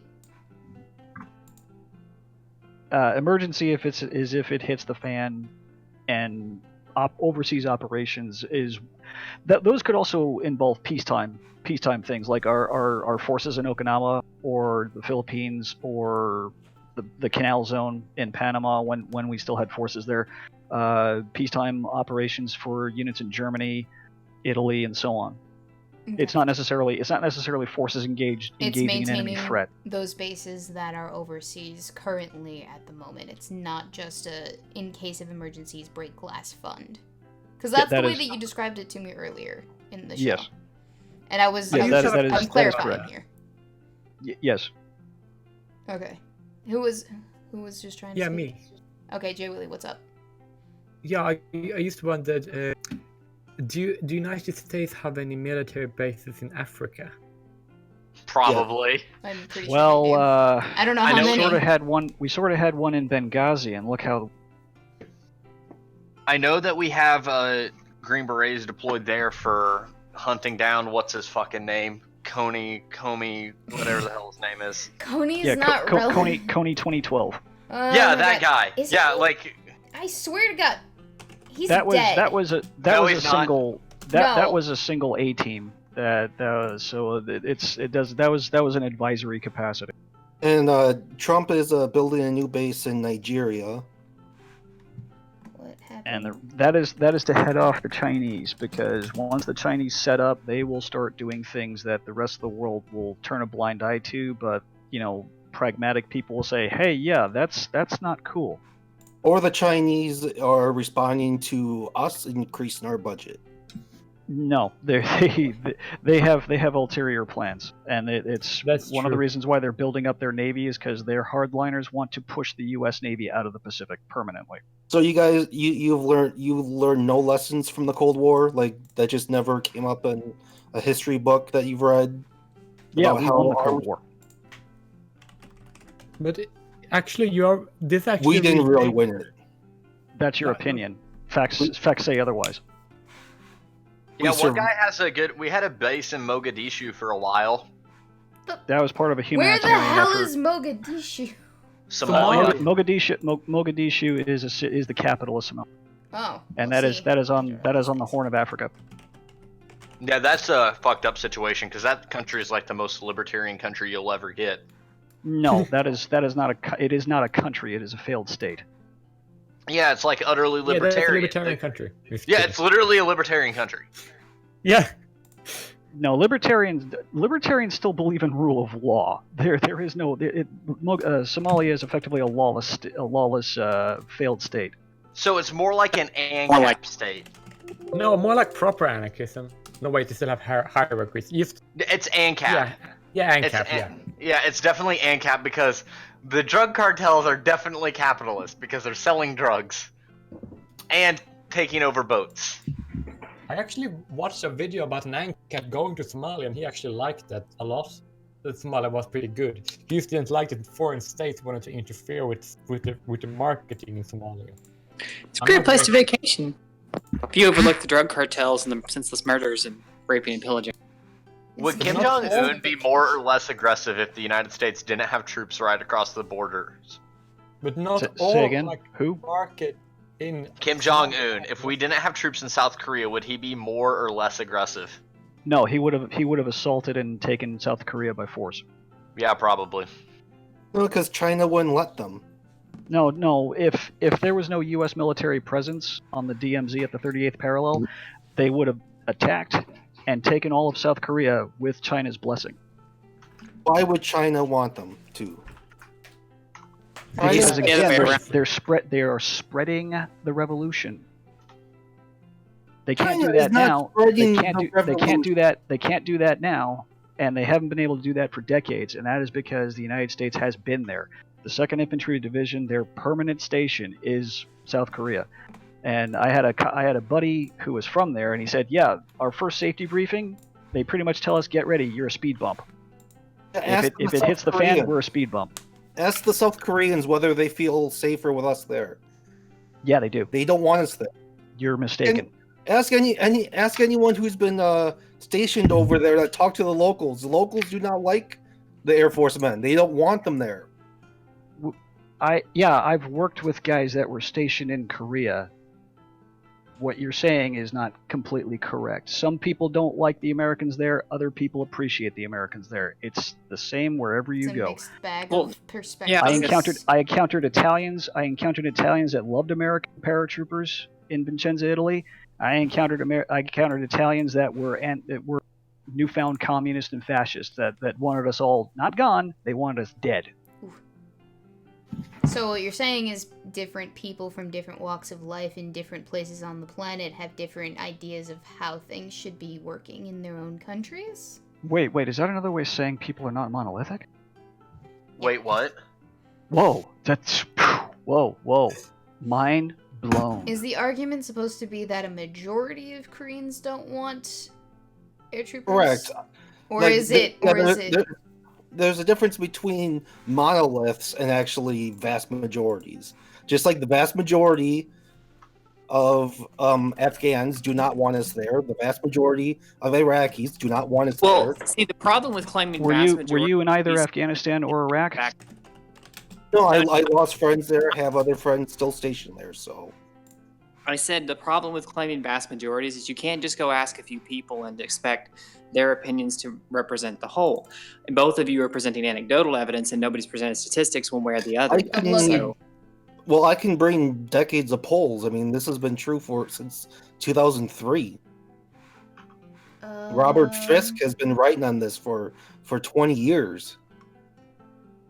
I mean, just pull up any of his articles or essays or whatever. I mean, Robert Fisk is probably the known reporter in the Middle East. Yeah, and reporters have no agenda, right? South Korean attitudes towards the U.S. ROK alliance and USFK, executive summary. In a matter of days, Donald J. Trump and Kim Jong-un will meet to build upon progress made in June 2018 Singapore Declaration, yada yada yada. Major takeaways from the survey include the following. Despite dramatic steps towards reduction of conventional military tensions between two Koreans around the demilitarized zone, there is still strong support across every cohort within Korean society for USFK as a reliable partner in assuming South Korea's security. A majority of South Koreans believe that current USFK levels should be maintained for the time being. 2/3 of South Koreans surveyed continued on to believe that U.S. extended deterrence commitments are credible, and 3 out of 5 believe the continued USFK presence on the peninsula does not threaten peace negotiations with North Korea. South Korea's support for continued USFK presence in the future has dropped by about 10% since the peak military tensions of 2017, though a majority of Koreans still believe USFK will be necessary for South Korea's security in the future. The level of support for USFK decreases in the event of Korean unification.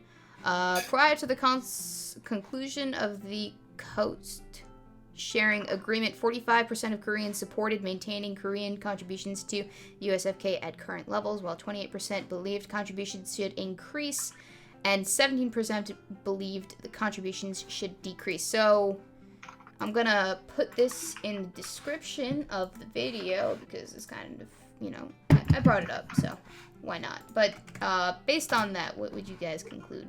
Well, hold on. Who did this survey? The Asian Institute for Policy Studies. And this was the February 22nd, 2019. Negotiating peace is better than maintaining the armistice. I just put it in the stream chat so you can look at it yourself. Because the war did not end in 1953. It went to an armistice status. Armistice is not a peace treaty. A peace treaty ends the war. And if they can legally negotiate a peace treaty where even if the two countries stay separate and they don't unify, if they can negotiate a peace treaty to de-escalate the tension, because there have been numerous flare-ups over the decades, that is better than maintaining the status quo.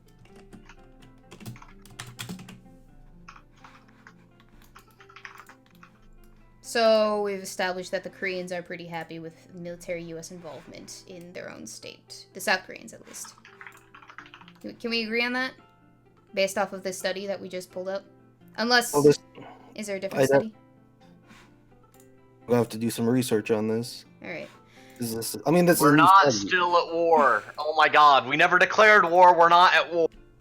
So you get shot in a policing action, you're just as dead as if you get shot in a declared war. So that's kind of a point that qualifies as non sequitur. If you guys want to table this topic, we can have another discussion next week, or we can schedule something in the next week that's not a conflict. We can have that discussion. But at this moment, it is nearly at 6 p.m., and I do have to eat and then run to class at some point. Hey, here's the real debate we should have next week. Should we allow nuclear proliferation throughout the world, or should nukes only belong to the Americans? You can't just throw that in at the last minute, Balik. Jesus. Okay, anyway, thank you to all of my guests for joining me. Thank you to everyone who donated. Thank you to everyone in chat who presented their shiny objects for the discussion panel. You know what? I think at this point, why do I even bother bringing up articles to talk about? Because we're just gonna get off topic anyway. I'll just bring like 1 or 2 next time so that we can just have all of the shiny object conversations. Because I think people like those more. Let me know in chat if you do. But that aside, I'm glad everyone had a nice time to discuss things. I hope tensions aren't too high amongst people. And thank you everyone who came out and is supporting me and watches my happy ass on stream for whatever reason, because you guys enjoy the discussion or because you think that I look pretty on screen. All that aside, I'm gonna end the stream now, unless anyone has any 5-word last-minute things to say. Very enjoyable debate. Thank you. Oh, I'm gonna watch Spy Kids. I'm gonna watch Spy Kids. All right, that's good. Who else? I want to eat food. I want to eat food. That's 4. You have 1 more. I don't want it. Eve? Listen to Weebo when she talks. That's 7. Jay Willie? Want to buy your shirt on Teespring or something like that. Oh yeah, totally buy But my I shirt. can't afford it. But I want to. All right, that's fair. All right. We're done. It's over. Until next time, ladies and gentlemen. I hope you enjoyed the Shiny Object stream. I think that's what we're gonna call it now, the Shiny Object stream. Bye.